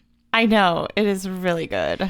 And especially, like, it's so funny. She says, now keep in mind, this is, like, public property, blah, blah, blah. So, like, there's no religious items. And then, like, some guy immediately says, we should put in the Bible. when she was like, this is government property. Right. This can't have religious or whatever. And he was like, let's put the Bible in. Right. Oh, this actor's name is Steve Guillemette. I think I'm pronouncing that right. He's been in quite a few things, like Charmed, Classified. The last thing on his IMDb is from 2013, so I'm not sure if he's still acting, but either way, he did a great job. I love Leslie's response, though, where she's just like, great. Yeah. And then we're getting to Andy apologizing to Eduardo, saying, like, you know, even though you're dating my soulmate, like, it's fine. Also, side note, I think that's really hilarious / like, I don't know. It was kind of shocking to me to hear him call her his soulmate. I know. Yeah. That's pretty deep, heavy. I know. And so now Eduardo like understands English better because before he couldn't speak before. Yeah. It's so funny. But maybe he only understands certain things. I mean, honestly, you just really can't like get too much into it. And so before I play some of the voice memos that Eduardo sent, aka Carlos Mendez is his name, they start a conversation about the Mouse Rat CDs. He's like, what are those? And they start to bond, and they bond over Dave Matthews, and I love this line of, David Matthews, crash into me. I also love / want to emulate this in my life, where Andy gives him a CD of Mouse Rat, and he's like, let me know how much you like it. It's like not if you like it, but how much you like it. You know what I mean? Yeah. We're pretty much the best band. Literally. Oh my God, I love that. Okay, so Eduardo, aka Carlo Mendez, sent his stage name is Carlo Mendez. Sent us this voice memo, and it was so interesting. I might pause it in between because he says some really cool things. So I'll just go ahead and play that for you right now. Oh, cool. Hello. Thank you for having me. I really appreciate it. So here's question number one. Question number one, I'll break it down. What was your audition like for Parks? I vividly remember it was just straight like audition callback, and there was no sides. Actually, there were no sides. All they gave was a description of the character. Venezuelan. He's a movie star in his country. And I was like, all right, I could do this. And I remember just getting dressed up to the T's. I had a nice slacks on, some nice shoes, a nice shirt. And it's funny because when I got to the audition, there was 30 guys that looked just like me, right? But a lot of them, believe it or not, weren't dressed to kill. They weren't dressed like a movie star. And I believe I dressed up to look like a movie star. So I get to the audition and there's no sides. And they just asked me to improv. And I improv, which I've taken improv classes and I think that's one of my stronger suits. And so I improvised the scenes, and I believe the very next day, I got the call that I booked. And I remember I was putting gas at Shell gas station. I jumped on the hood of my car of how excited I was. And that's how I did it. The other question is, do you remember if you were called for one episode, or was the character meant to come back? It was just a couple of episodes. I wish my character would have come back to make Andy jealous and stuff like that. But it was just like a 2-episode thing. But I worked on it for like a week. Of course, finish shooting here and there, and then it would take about a week or so. But yeah, it was just 2 episodes, I believe. I had no idea that the description said movie star. Or like that she was dating a movie star. Did you? No, I don't think they mentioned that. To be like really wealthy, or like a music star, maybe, or right. something. But I just didn't even know that. I just thought he was a Venezuelan, like, cool dude. You know what I mean? Yeah. Oh my God, that's so. But that makes a lot of sense. Totally. Also, I can't imagine just walking in and just like improvising. I know. I wonder I'm sure he was improvising with like. The casting people, and is that how it works? Like, would the casting people like say something and then he would play off of that, or like? Yeah, basically. Or I mean, I should have asked him a specific details, but like it also sounded like you could have been called in with multiple people, and like maybe you're improvising with them. Like, I don't know. You just have to be open to anything, which is so wild to me. Just doing like a cold start, like that's crazy. But I guess then you don't have to memorize any lines, but still. Yeah, unless they really like the scene, they're like, wait, what did you say? Right. Okay, here's the rest. Okay. The other question is, did they give me direction for my accent, or did I just do my own thing? Actually, you know what? I just did my own thing. I know the guy was from another country, Venezuelan, so I just kind of did the whole accent thing that I've done before, which is much thicker than what I have now. But in the show, I put it on pretty thick. And, and he didn't understand English very, very well. But that was so much fun to do. Do I have any fun memories of being on set with Aubrey Plaza and Chris Pratt? I do. They were just so nice and so amazing. And, one thing I realized and learned is I get there, I'm the new guy for, a couple of episodes, and Aubrey and Chris, like, they were just so nice and gracious. And Aubrey was still nervous about shooting certain things. And I'm like, wow, they were already in season 3 or something, shot already like 200 episodes. And she was still kind of nervous about what she had to do, which kind of just shows you, like, no matter what level you get, you still have nerves. You still get those butterflies of like, oh my God, I hope I did great and I hope it came out awesome. And she was great. She was amazing. And Chris Pratt was just so nice, so down to earth.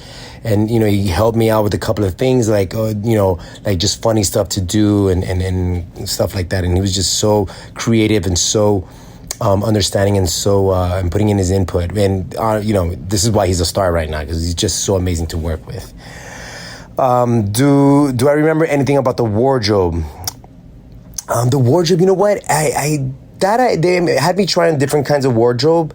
But I believe they went with the shirt that I brought to the audition. It's my shirt. I think they asked me to, stay with that shirt. They really liked the way it looked on me. And I still have that shirt to this day. I'm keeping it. I haven't worn it in a long time, but I'm keeping it. It's my good luck shirt.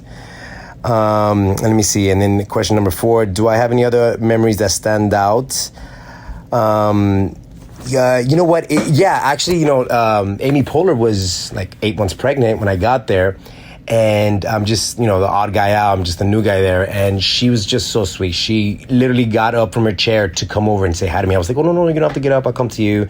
She was just so sweet. And everybody in the cast was just so sweet. Everybody shook my hand, said hello, how you doing? It was just like, oh, God, I wish I could have had like a recurring role on that show. Or even series regular down the line, but at least I have the memory of that, and it was just so much fun, so amazing. Everybody was just so incredibly, amazingly nice, and so talented, and it was just a beautiful thing to work there. And it's one of my greatest things to have been on set because the show is no longer around. So, but I just loved it. I wish there could have been more I could have done, or maybe they'll do another Parks and Recreation where they bring everybody back. That'd be amazing, but. Yeah, it was just so much fun. I really, really enjoyed it, and I really had a great, great time. But Holly, thank you so much. I appreciate it. If you have any other questions you want to give me, let me know, and I really appreciate this. This has been so much fun. Thank you. So cute. I know, that was such a nice voice memo. Oh my gosh. Between him and Jeannie, they just seem like great people to know and work with. And I've gotten that from so many people that we've interviewed or gotten voice memos from. Like, they really did a good job of getting good eggs in there to work with them, because I just feel like so many people are so nice and just willing to talk about it, and they all had such a great time. And a couple things about that one. Number one, that is very common, I feel, for wardrobe to be like, actually, we really like this shirt that you already have, so go ahead and just keep with that. And I love that he kind of followed the direction, and that might have been why he got the role, because I'm sure he was great at improvising, but also, like, if you weren't dressed as a movie star and it said that you were a movie star, then Yeah. So that was really cool. But yeah, I like that he also said that he had a good time with Aubrey Plaza, like seeing that she was nervous and stuff. I thought that was a really cool, like, reminder, Yeah, I really love that he still has this shirt as like a good I know, shirt. I would too. I would like have a shrine to it or something. Yeah, and then like that's gosh. like so cool, like to just find like a team of people that are just like really supportive and like fun to be around. Because you can imagine it would be like really long if everybody was like not cool to be around. But I just think it sounds like so much fun and like kind of supportive, that everybody's just laughing and just trying to like have fun and get the scenes down and stuff like that. So yeah. So back at the town hall, thank you so much, Carlos. We really appreciate that. It's so fun. Back at the town hall, we are getting more acquainted. We've seen her once with Marcia Langman from the Society for Family Stability Foundation. She says that there are strong pagan and sexual undertones and girls quivering. And it's really funny because you can kind of see, if you're paying attention, Kelly is in front of her and he's like nodding his head like, yeah, duh. That's what makes it so great. Hello. Yeah. And just a friendly reminder, this actress's name is Darlene Hunt. And she's actually a really huge producer, writer, and actor, of course. She's produced Dickinson, which is my girl, Haley Steinfeld. She's on that show. I think it's an Apple TV show. She's also a producer on The Connors, which is the Roseanne reboot, which has been lovely. And then also this huge network show that I think Mom has watched a couple times called Call Me Kat, which stars the gal that was in Big Bang Theory. So that's wonderful. And she also acted on Dickinson as well and a bunch of others. But if you are wondering where you've seen her before in parks, it was Pawnee Zoo, where she said it was wild that, you married two gay penguins and like it shouldn't be. Yeah. It shouldn't have been done, She plays this role so well. Oh, so well. And like wardrobe, I just love it so much. Like she's always wearing pearls and she's like playing this like pearl clutching. Yes. Like. And like a blouse with a cardigan over it. Yeah. Like very conservative. Oh my gosh. So good. And I love where she's like, there's a lot of quivering happening. Quivering girls. Girls quivering. Oh my God. So then we get to this National Civil Liberties guy, Association guy. This actor is named Tom Byer, and he's been in a lot of things, including Justified. He plays a deadbeat dad in Good Place. He's also in Mad Men, and he's a theater actor, and he won an Ovation Award, which is a huge award in LA for theater. I actually volunteered at one of the Ovation Awards, which was lovely. He's directed a lot of theater too. But it's interesting. So here we're saying, so Darlene Hunt, or Marsha Langman, her character name, is saying that it's pagan, so not Christian enough. And now he is saying that it's too Christian. And this is where Leslie is like, so too Christian and not Christian enough. Do you see the irony here? And I just love that with these like religious people, there's just no gray area. It's always a black and white line, and they just use that to promote whatever agenda that they see fit. And yeah, so it's kind of crazy because then there's like a question mark, because these two people lead a question mark next to Twilight that Donna's writing, the list of things that are going in the time capsule, and Kelly's like, no, you promised, and everyone freaks out because they're like, oh God, like now everybody knows that I said that we should have Twilight in there, and so it just creates this intense little fight moment. I wrote down the list of things that Donna is writing on the thing on the board. And so now it's Twilight book question mark, Bill of Rights, Pawnee High football trophy, Mayor Gunderson's dog leash, Yearning by Dennis Feinstein, and something that looked like it said brick question mark. So I don't know if that's true, but hilarious. Yeah, what is that brick? That's weird. I don't know. I'm imagining that it's like a brick that you can pay for to be put like, at colleges and stuff where you... right, yeah. But I don't know. Or maybe it's like a brick from... I'm not even going to look into it. I don't even know. Oh my gosh. But I was going to say really quick, that discussion about Twilight, that was like and it has been for multiple fantasy books, that actual like... it's too Christian, not Christian enough. Yeah. That's been an actual like discusussion around books like The Witch in the Wardrobe. Yep, totally. And also Harry Potter. Yep. And this 3-part series by Philip Pullman, His Dark Materials. Like all of those books, they went back and forth. Like those were actual like controversies. So I just liked that like in Parks and Rec, they're just making fun of this like, like you said, like no one is able to really understand what like the motifs that they're trying to convey are, and that people are just like, well, I don't like it because it's this, and it's like super black and white. So I just really, that's why I love Parks and Rec so much, is because they make these, just commentaries on like actual like, issues that actually did happen, and then they're just kind of like poking fun at it, like, come on guys, like really. Yeah. Oh my god, that is so true. Yes. Oh my gosh. Oh my god. This next lady wants her favorite book in the time capsule called Crazy from the Heat, the David Lee Roth story. Oh my god, this actor's name is Kelly Hawthorne, and she has been in Modern Family, Desperate Housewives. She played a Viking in Thor, which was exciting to see. But this is a real book, Crazy from the Heat, and a real EP by David Lee Roth, aka the singer of Van Halen, in case anyone was wondering. And the only reason that I know that is because of Wedding Singer the musical. Because one of the lines in it is his, I don't know, long story short, his name is in that musical, so I know that. But Kelly was lovely, and she sent us some voice memos. We are just like getting so many people, and I'm so excited about it. I didn't listen to this one because I wanted to react, in real time. So let me go ahead and play that for you. Oh my gosh. Can I also just tell you, I literally just Googled this book, and one of the reviews from Amazon says it's chaotic, digressive, and fractured with sloppily presented photos and a lot of narcissistic grandstanding. But that's what you expected, right? Oh my god! Wow, that is... I don't know about that review. That doesn't sound promising. But like, yeah, it sounds like that's right, what you would expect, I guess, from this is his story. So funny. Oh my gosh. Okay, I really want to hear from her and what she says. Okay, this is Kelly Hawthorne. Thank you so much for having me. This is Kelly Hawthorne. I played Jill, a Pawnee townswoman in Parks and Recreation on 2 separate episodes.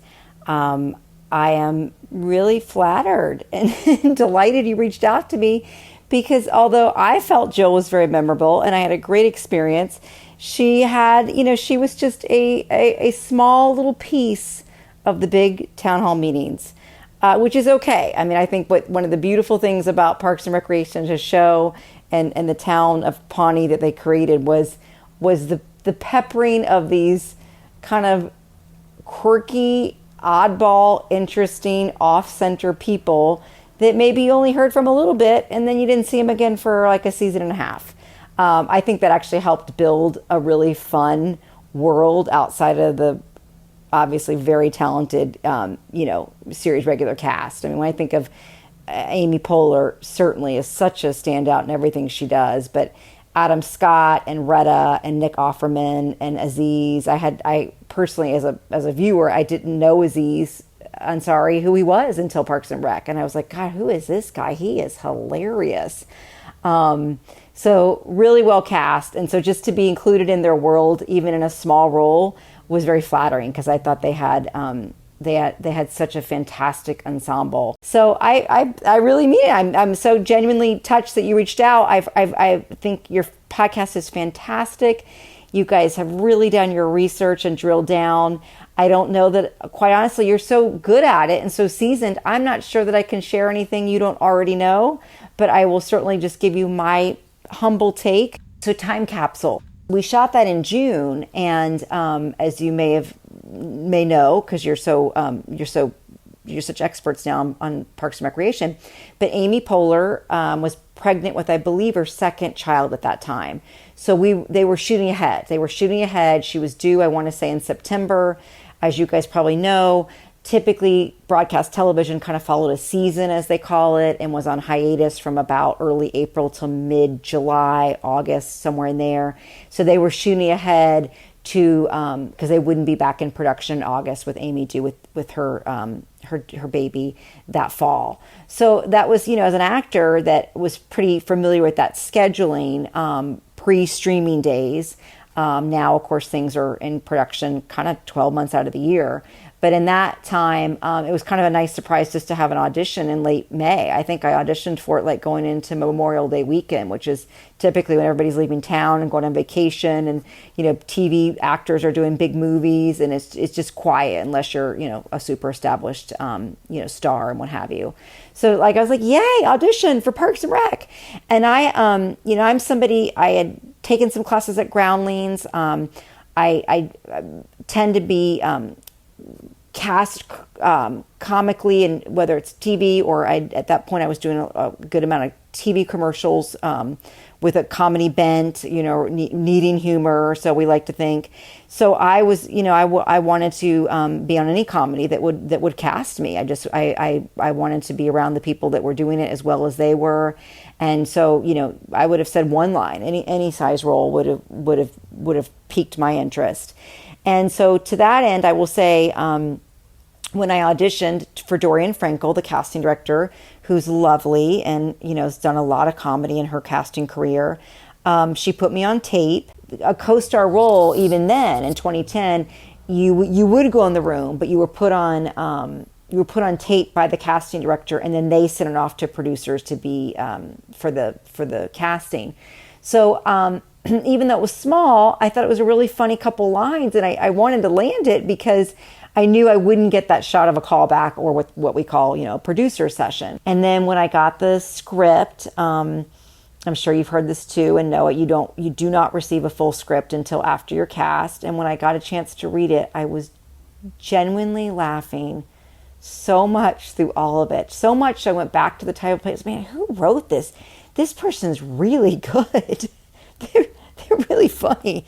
And of course, it was Mike Schur, the creator of the series, and he wrote that episode, Time Capsule, and he also directed it. I was like, wow, he's wearing every hat possible on this episode. So I went into it thinking, maybe it would be a little tense. That's a lot to bite off. And, we got to get this in because Amy's going to kind of go on this maternity leave.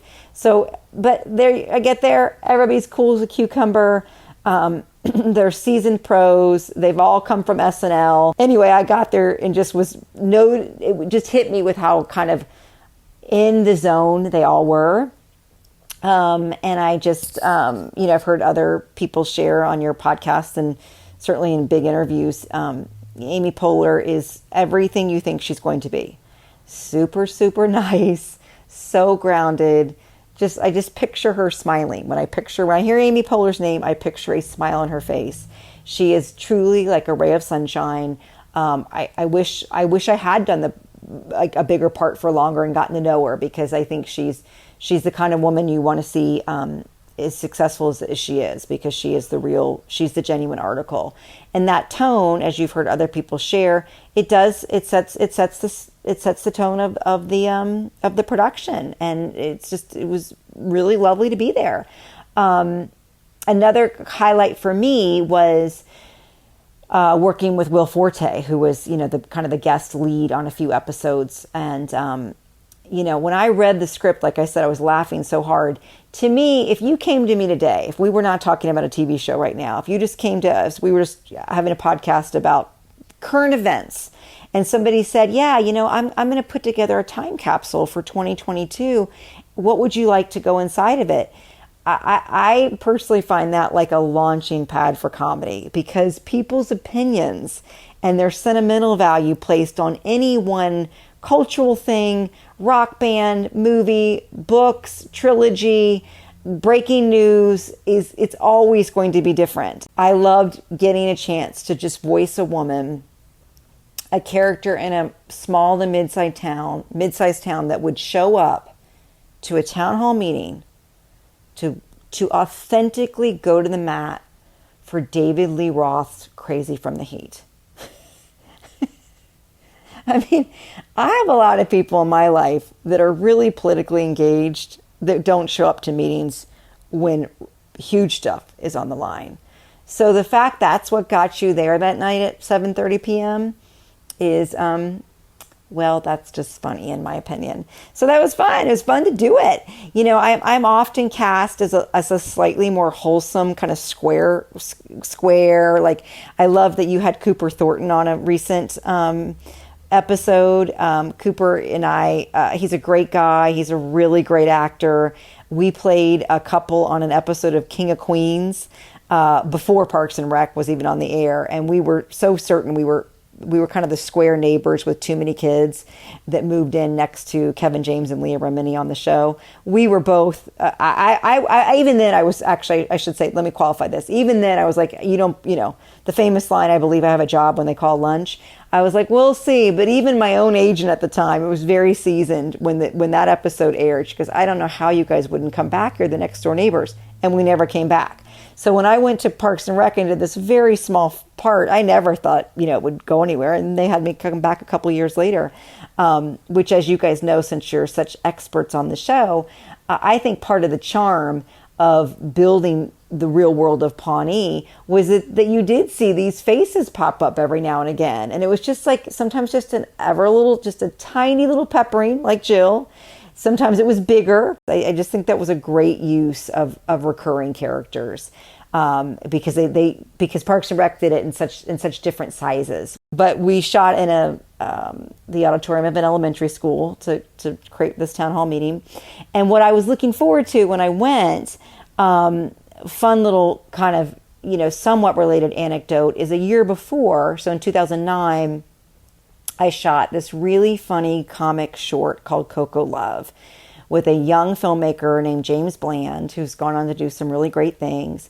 And our first AD on Coco Love was the second AD on Parks and Rec. So we shoot Coco Love. I'm playing this kind of over-the-top neighbor character. And we get everything. And she says, okay, Kelly, we've gotten everything we needed. Great. We're covered. Now we're going to do what we call on my show a fun pass. And don't go too crazy or off the rails, but anything that's in the tank or any words you want to use or a button you want to add, this is the time to do it. Now, I love that. I was hoping it was going to happen on Parks and Rec. So when I had that experience on Coco Love, I knew that was the term and, the fun pass. So when we shot Time Capsule, as you guys have, I'm sure, heard other guests say and studying the show, when you have that many people in a scene, that many series regulars and then guest cast and co-stars and background, that's a busy, hectic day, right? That's a lot to get, a lot of close-ups and mid-shots. It's a lot to get. So we didn't fall behind, as I recall, but I started as the day ticked on. I was like, I just don't think they're going to have time to do that. But towards the end, I think Mike might have said, Mike Schur, who of course was directing, might have said something like, okay, I think we got it, but let's just do one more. And I think that's when Will Forte and I got into a little spat about these two books. And I'm not certain, because the scene is on my reel, but it's a very edited down version of it. I'll have to go back on Peacock and view this episode to see if some of what was kind of the fun pass made it into the episode. And I think that is what happened. We got kind of more blustery with each other because we were obviously so determined it was our book that should go in there, and there was going to be room for like one. But he's talented. No surprise that he went on to have his own series after that. I was a big fan of his on SNL, and I had a friend that went through part of the Groundlings program with Will, specifically the writing lab, and remembered him. He's like, he's just like kind of this quiet, nice, normal guy that then would get up and be hysterically funny and then sit back down and then support you doing your work. And that's what I remember him. When we were shooting, obviously we were there all day in that auditorium, he would kind of like, I think he was even reading, like he actually borrowed the book. I had the actual David Lee Roth, Crazy from the Heat. He borrowed it between takes to like read it a little bit. And then he'd give it back, and he was just really polite and truly unassuming. And then he's just so funny when the camera rolls. And I guess another fun little piece, again, because I don't typically get cast as sort of somebody who's a hanger-on to rocker life. And, when I grew up in the 80s, Van Halen and David Lee Roth were huge stars. They were, big name act, right? I can't say I ever paid to go see them in concert live or anything, but, remember, they were a big deal. That stated, when I got called for my wardrobe fitting for this episode, they'll get your sizes and, hey, what colors look best on you? And then they'll always tell you, please bring anything of your own that might work, just in case we have any problem with the sizing or, like shoes that are already broken in that you'll be comfortable standing in, that kind of thing. And they used all of my own clothes. And I just, because I tend to get cast more in the like straight arrow parts and more of like, woman next door that you would, leave your kids with in a pinch.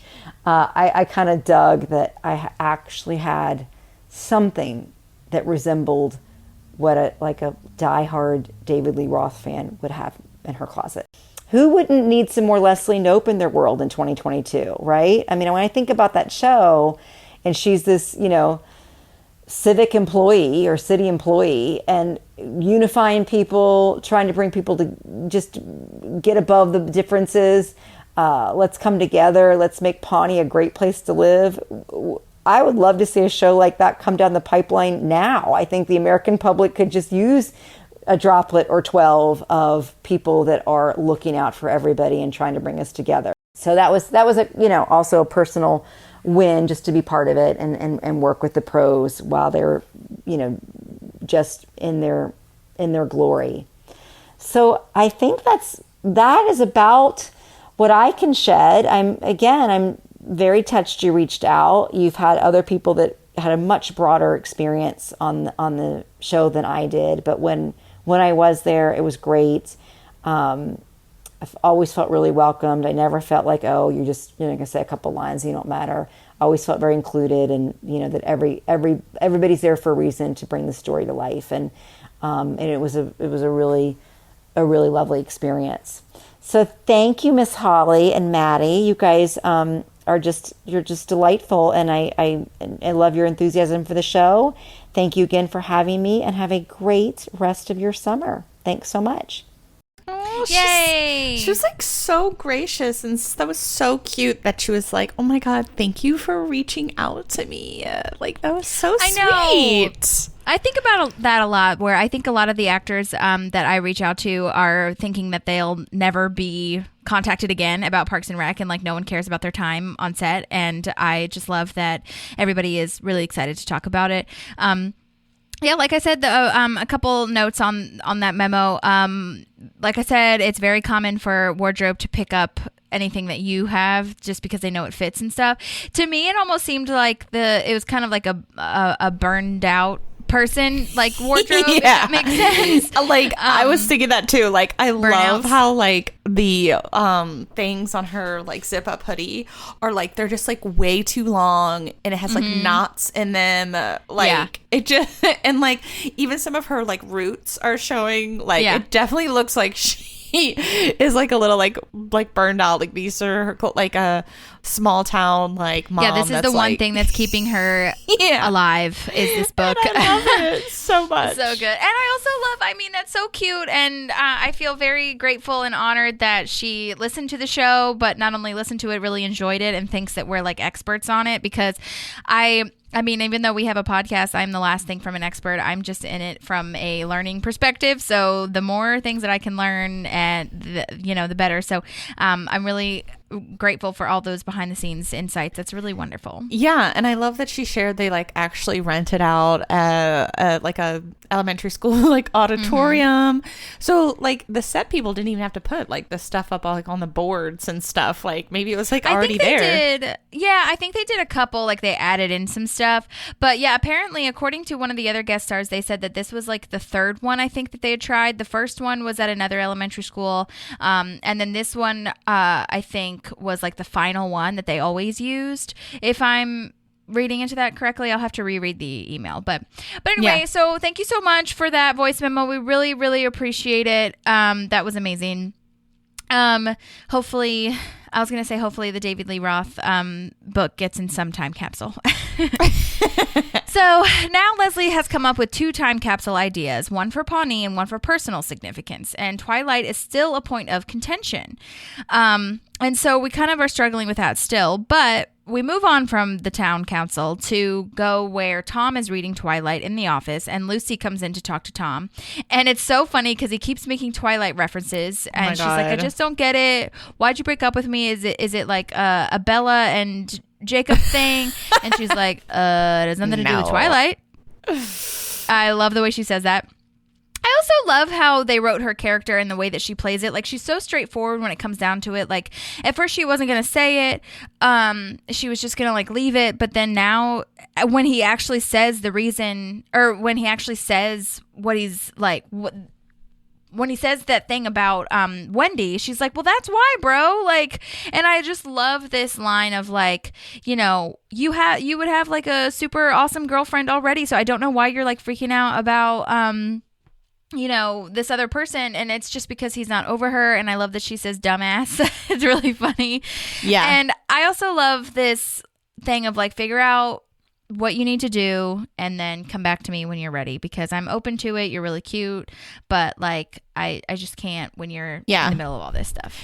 Yeah, her character and Tom's, like, they're written so well together. I really like her. I think she's really funny, and she just kind of has this, like, kind of like cool girl, like, I am kind of like above dealing with, like, any, like, games kind of thing, but she's also really fun too, like, so I really like her character. She would be cool to talk to as well too.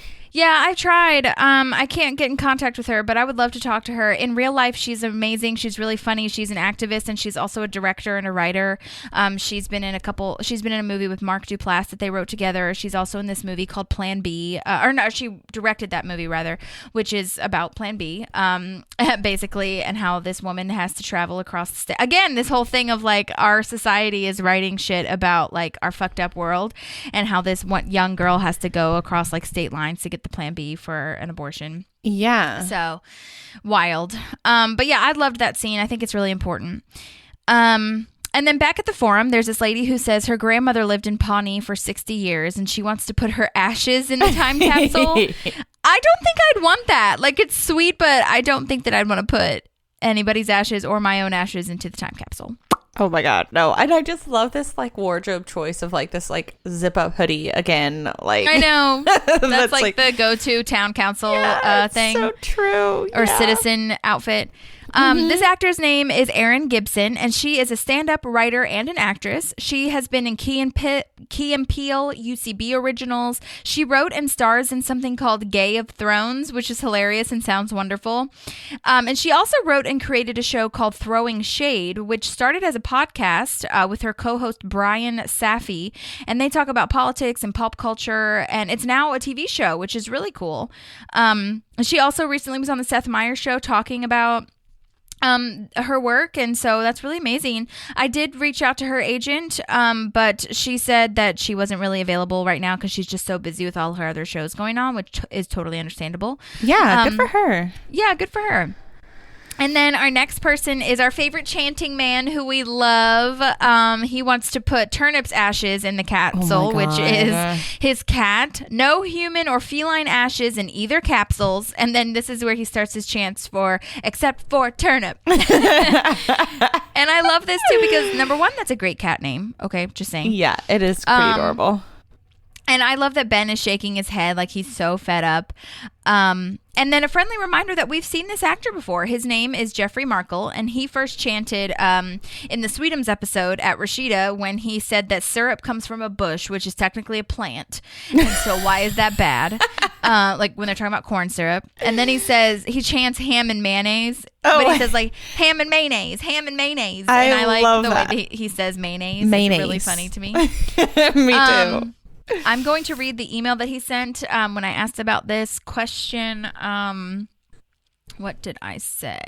Okay, so I asked him some questions. He said he remembers a few things. Number one, it was the first time that he was invited back to a series. I can't tell you how many other shows I've appeared on, been told that I would be back, and then never heard from them again. That makes sense. It is a common story, is what he says, which sucks. I just mean that it makes sense that it's common, not that it makes sense. Parks and Rec was the first show that told me I would be back and had me back. Number two, it was the last time. Oh, this is the question that I was wondering. Okay, it was the last time we shot a town hall meeting on location. So it was in an elementary school or middle school or whatever. And then he says, I believe this was shot at Carpenter Elementary School in Studio City. And from season 4 on, we had our own soundstage at CBS Radford Studios. So they ended up making a town hall at the studio, which is insane. Wow. I know. Last episode, we talked about how the hospital in flu season and just in general is not a real hospital. That is a set that they built on the studio, and it is insane, expensive, and looks amazing. So, oh my gosh, just FYI. Wow. And then number 3, he said, I had a blast working with Will Forte. He's one of those guys that can make you laugh at anything. When the cameras are rolling, you might think he's a little unhinged, but when the cameras were off, he was the friendliest, down-to-earth guy. We were doing a night shoot, and Will and I had a few good talks around the taco truck. Oh, that's awesome. Which seems very in line with what Kelly said, so that's really cool. Yeah, definitely. Yeah, he kind of looks like Will Forte looks like he's like kind of like quiet, but then it just seems like he can just like turn it on. Yeah, that's exactly how Will Ferrell is too, apparently, from what I've heard in interviews and stuff. So that's really interesting. Yeah. Oh my gosh, it's so crazy.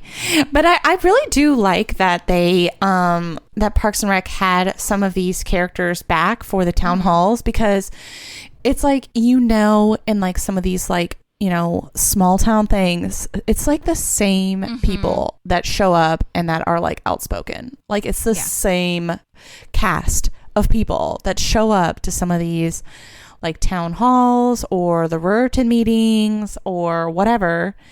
And you're just like, oh my God, like, can we hear from someone Maddie else, and I talk please? about that all the time, where like in order to create this small town, like if there were different people every time, it wouldn't really create the vibe of that small community. You know what I mean? Yeah, exactly. Yeah, because like Pawnee's such a small town, so these people have just been like staying there for forever. So I like that they did that, and I kind of created that and gave these little characters their own little like backstory, so that you could almost in a sense be like, oh my gosh, it's this guy again.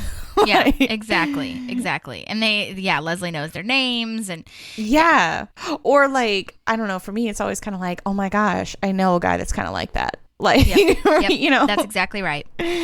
Well, there's this other guy that says we could all be wiped out from disease or the flu, which is COVID vibes, number one. But number two, he says he doesn't have a suggestion. He's just scared. Me too, man. I'm just Me scared. too. We're all just scared. Oh my God. This actor's name is Jim Hoffmaster, and I could have sworn he was in more episodes. I thought I've seen him more, but I didn't see any other episodes of Parks that he was in. But you might have also seen him on Gilmore Girls. He was a regular on Shameless, which I think might be what I was confusing it with. He was in an episode of Brooklyn Nine-Nine. Which one? Girls. The guy with the sweater? Yeah, that said we could be wiped out from disease or the flu. Yeah. Oh my God. Mm-hmm. Which, by the way, I just really love his sweater, like with like this wolf on it. It just gives me like just like growing up like in the country vibes. Like, what even is this sweater? Agreed. 100%. So now April's mad because Eduardo's about to play music with Andy. And well, I was going to ask you really quick too.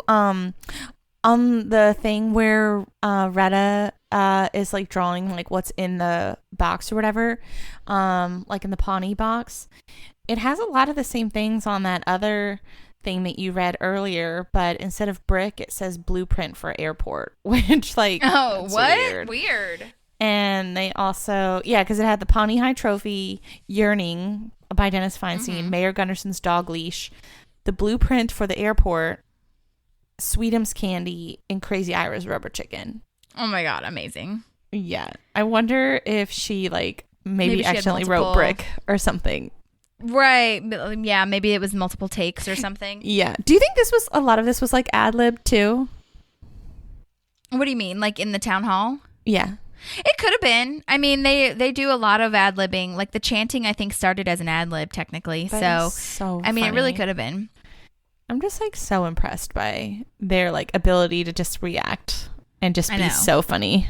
It's crazy. And it really is amazing that it like lasts for so long too, you know? I know. Oh my gosh. Anyways, so yeah, okay. Andy and Eduardo are becoming friends.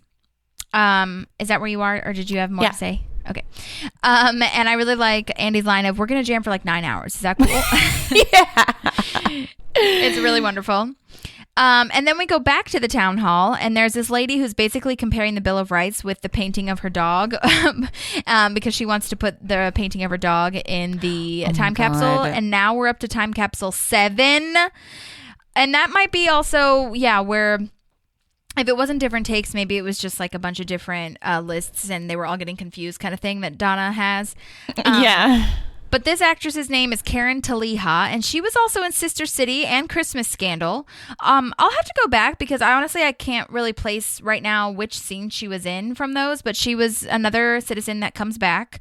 And she's been in a ton of stuff. She played a principal in the Jonas Brothers music video. What a Man Gotta Do, that song. She also played Ruth Bader Ginsburg on Jimmy Kimmel Live, which I could totally see her doing that. If you remember her face, she could totally do that. Mm-hmm. And then I love this guy that's next and how Amy Poehler reacts. He goes, no, that's baseball cards. And Leslie's like, no, that's not. That's like the quintessential act of a good improviser of like really reacting off of what you've been given. It's like this like old man who's like being like self-righteous in the crowd about like baseball cards. Like it's so typical. Like, of course you would care about the baseball cards. Exactly. This actor's name is Richard Voits, and actually he passed away last year. Sad. Oh my gosh. I know, pour one out. It's always so sad because I would not have realized or known that any of these actors have passed away had I not been a part of this podcast, because I have found so many people that have passed away, unfortunately. But what a legacy they've all left. So absolutely. Lovely. I wrote that I liked his little sweater vest situation. Oh my gosh, yes. He was in Days of Our Lives, Grace and Frankie, Gilmore Girls, Scrubs. He did a lot of things. He was so much. Mm-hmm. And then Leslie asks if she can blame it on Ben in the press because he's leaving soon. And it's nice because we have we see them kind of sprinkled in, but we're having another sweet moment where Ben again is seeing that this is not a normal town, because he's talking about how most people in this town or in the towns that he visits to fix are not, they don't care about this stuff. Like they don't care, like Kelly was saying, they don't care about the big stuff, so let alone they wouldn't care about the small stuff. And then he was like, you know, don't get me wrong, they're still weirdos, but they're weirdos who care. Yeah. So I love that. And then this makes Leslie have an idea. So now it is Saturday. The time has been passing and now it's Saturday. Leslie's making a speech outside and she's saying the time capsule was buried over 50 years ago. They're recording this. And I was wondering, like, how do people in the town know how to dig it up? Like, do they mark it somewhere and pass it down to the next legislation kind of thing? Yeah, usually there'll be like a little like marker. Like they'll either like pour concrete over it or put like a little like brass marker over the ground that'll say like this is the site of the time capsule and this is where it is, and they will like note that, and usually it will say like this should be opened 30 50 years from now, whatever. Okay, good to know. I was like, I mean, if it's not on display like in the library that one time, then you know. Right, yeah. Okay, well, good. I guess that's why a lot of people forget about them, so yeah, seriously.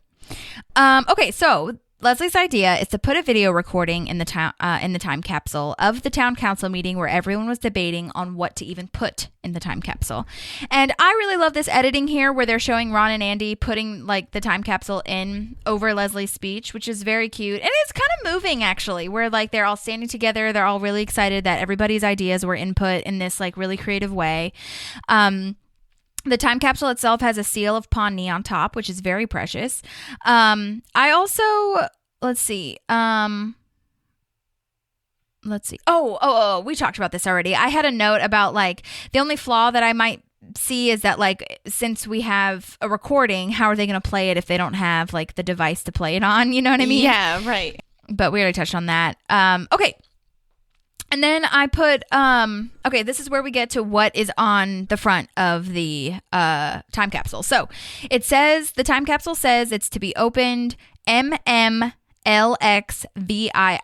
Those Roman numerals mean 2067. So technically that's 56 years because this aired in 2011. And she does say this has been buried over 50 years ago, quote.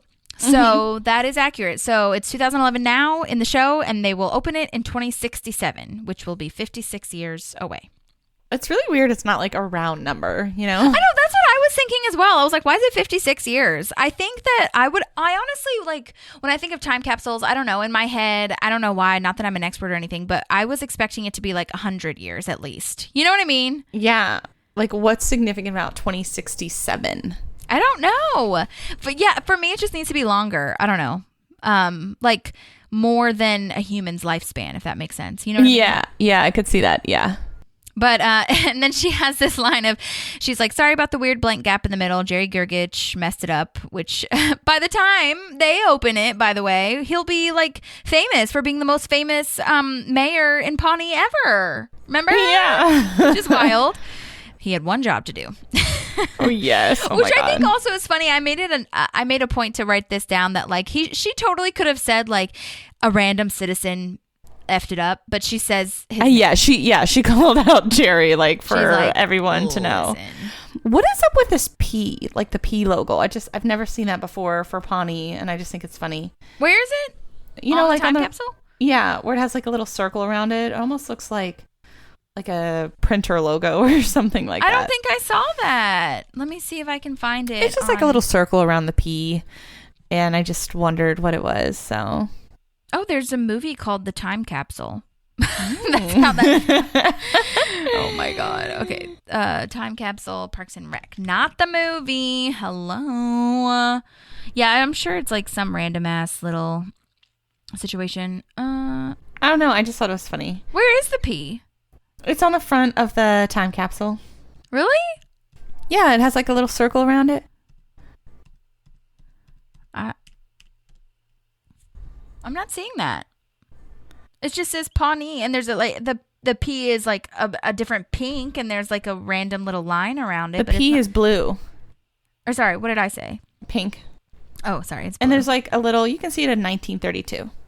I see a line, but I don't see that like the P is specifically circled. Yeah, it's like a little like line, like a curve around it. I'll send you a screenshot. Okay. I guess I see this now. Okay. It's like not clear in some other pictures. I see. Okay, yeah, there's like a little Olympic circle thing almost around it, like a Saturn ring. Yeah, it almost looks like a logo for like a tech company or something. Yeah, like that. weird that is a blue one and the rest is green. Well, and it's on the banner too. Huh. Pawnee Time Capsule, which also this looks like super fake. Like it looks like somebody just typed this CGI'd in. Maybe. Yeah, it does. It definitely could have been. They've been known to do that. It does. I don't even see the banner. At 1958. What's 1958? Oh, the timestamp. Yeah. Okay. I wasn't even paying attention. Okay, well, good to know. Don't know what that is. Okay, you can delete that. No, that's okay. I think that's really interesting. I wouldn't have known that there was a circle. But okay, so now I'm at the tag, if that's where you are. The tag? The last scene where they're watching a movie. Where they're watching I'm Twilight here too. live on the green. Okay, they're having a movie. I love this. I think that this is like one of my fave like community things. Nashville has them. I'm sure St. Louis does. Many towns do. Where they're watching a movie on the grass, and they're watching Twilight. And we learn here that Eduardo went back to Venezuela because April says she starts to hate him because Andy started to like him. And he's like, ooh. And it worked because she's actually caring now. And then he turns. I love this kind of I don't know if it's a technique, but I just love this kind of like telephone game that they're playing where they're all sitting next to each other, like passing down the information down the line. Yeah. Because like as soon as she says that, he turns to Chris and is like, it totally worked. Nice and banned. Oh my God. And Anna's still like super nervous and freaked out and self-conscious about Andy. She's like, did you have fun like doing Andy things? Yeah. I really feel like she played that really well. I mean, it's like kind of annoying to watch like as an audience member, but like I feel like I totally understand where she's coming from because she's seen Andy mess up stuff before. She doesn't, and she actually really likes Chris, so she doesn't want that to happen. Chris says, Chris starts to say literally, I think, a lot more in this episode. This is like where probably. We are Yeah. really getting the literally, because he says the pretzel stand serves the best pretzel he's ever had. And he goes gets one, and it's precious. And to me, I don't know. Maybe I'm reading too much into it, but I almost think that Chris shouldn't be eating a pretzel because I don't think that he would think that's healthy. I know. I agree. I also just noticed like when Leslie's sitting in this chair, she has like a blanket over her lap. And like, I didn't even think about that as like props to like help hide that she was pregnant. Yeah, I know. Isn't it so subtle? But I can kind of see it if I stare. Well, and like the thing that it was in flu season, you do see her belly in one of the episodes where she's like licking Jerry's computer because she's sick and she wants to infect him and everybody. Yeah. And like it wasn't covered, and like the shirt that she's wearing, I don't think really, I can't really see a bump. Yeah. That's so crazy. It is crazy. So as we're in this last scene, I was going to ask you also really quick too. In I think it was Jeannie's or Kelly's.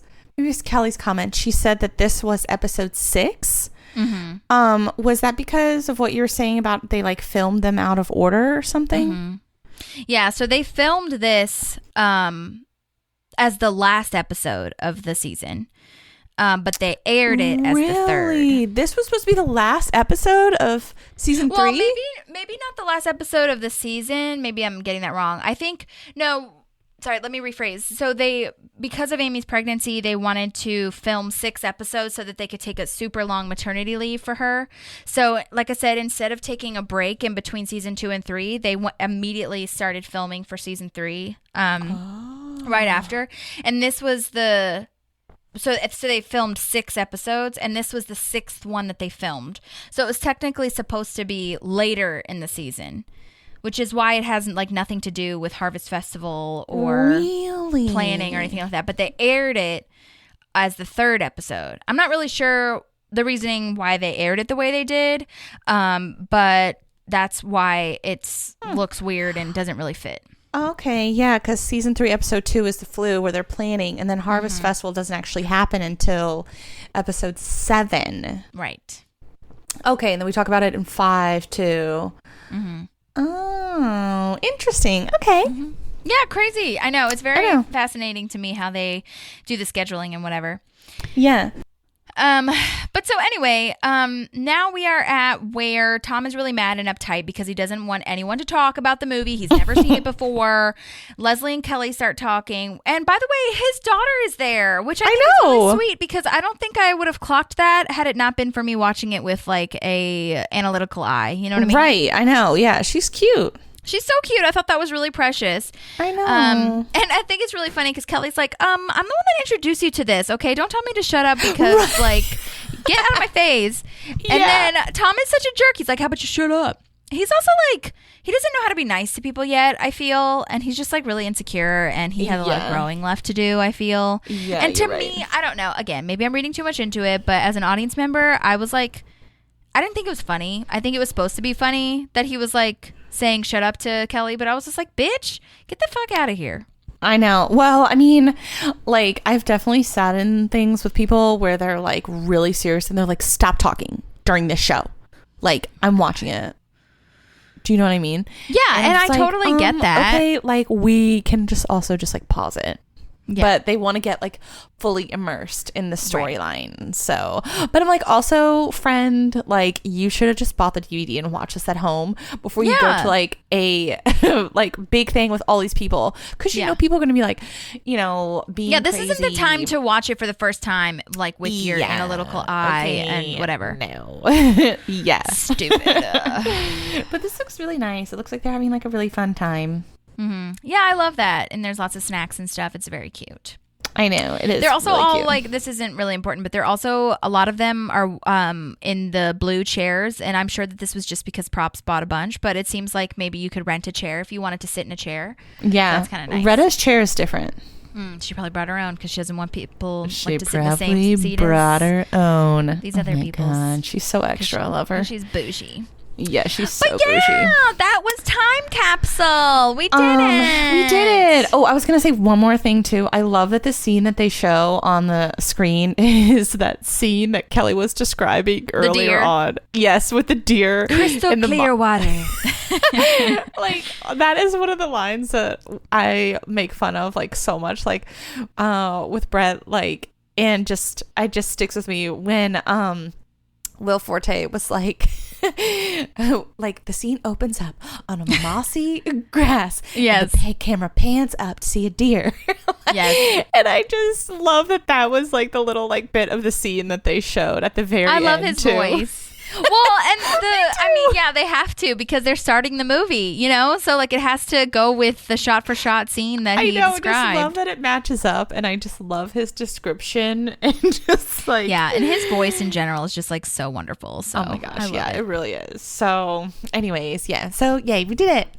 Yay! Thank you for being here. Also, I wanted to before we leave, I wanted to. I'm so sorry, I keep acting like we're leaving, but Maddie did send in some of her thoughts, and so I wanted to go ahead and play those as well. And I'm really sorry that I couldn't find like a better time to get them played, but let us go ahead and listen. Okay, so there were just a couple other few comments that I wanted to make. For example, Kelly Larson is played by Will Forte from SNL, so just another huge shout out to SNL as a whole. I know, Holly, you'll probably have that, but I thought I'd mention it anyway because I love him. Also, I read somewhere that this episode was actually filmed early after the second season in order to accommodate Amy Poehler's, I believe, her second pregnancy. So it was one of the 6 episodes that were filmed early, but it was the 6th episode filmed because it had the highest amount of props that could conceal her stomach, which I thought was interesting because it is only the 2nd episode of the season or 3rd episode of the season. But it was filmed 6th. So I thought that was interesting. Again, Holly, you might have found that because you are the research master.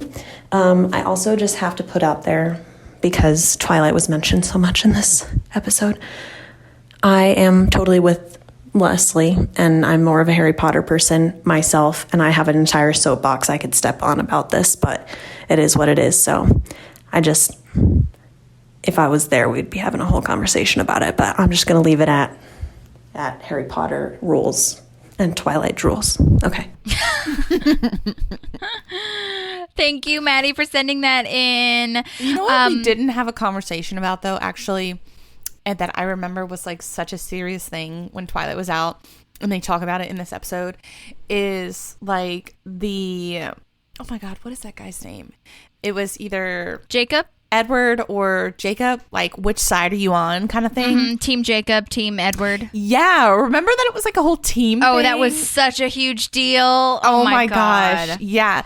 And like that's where like I wish I had like read the book so like I like could talk about it. But I know. I guess you and I am team maybe Maddie. Ron. I'm just kidding. If I had to choose, I don't know. I guess if I had to choose, I was Team Edward, I think, at the time. But maybe I'd need to reread them and, I don't know, do some more, like, digging into my I spirit. don't even know enough about it, but I just do know that everybody was like, I'm team so-and-so. I'm team whatever. And I was like, I don't care.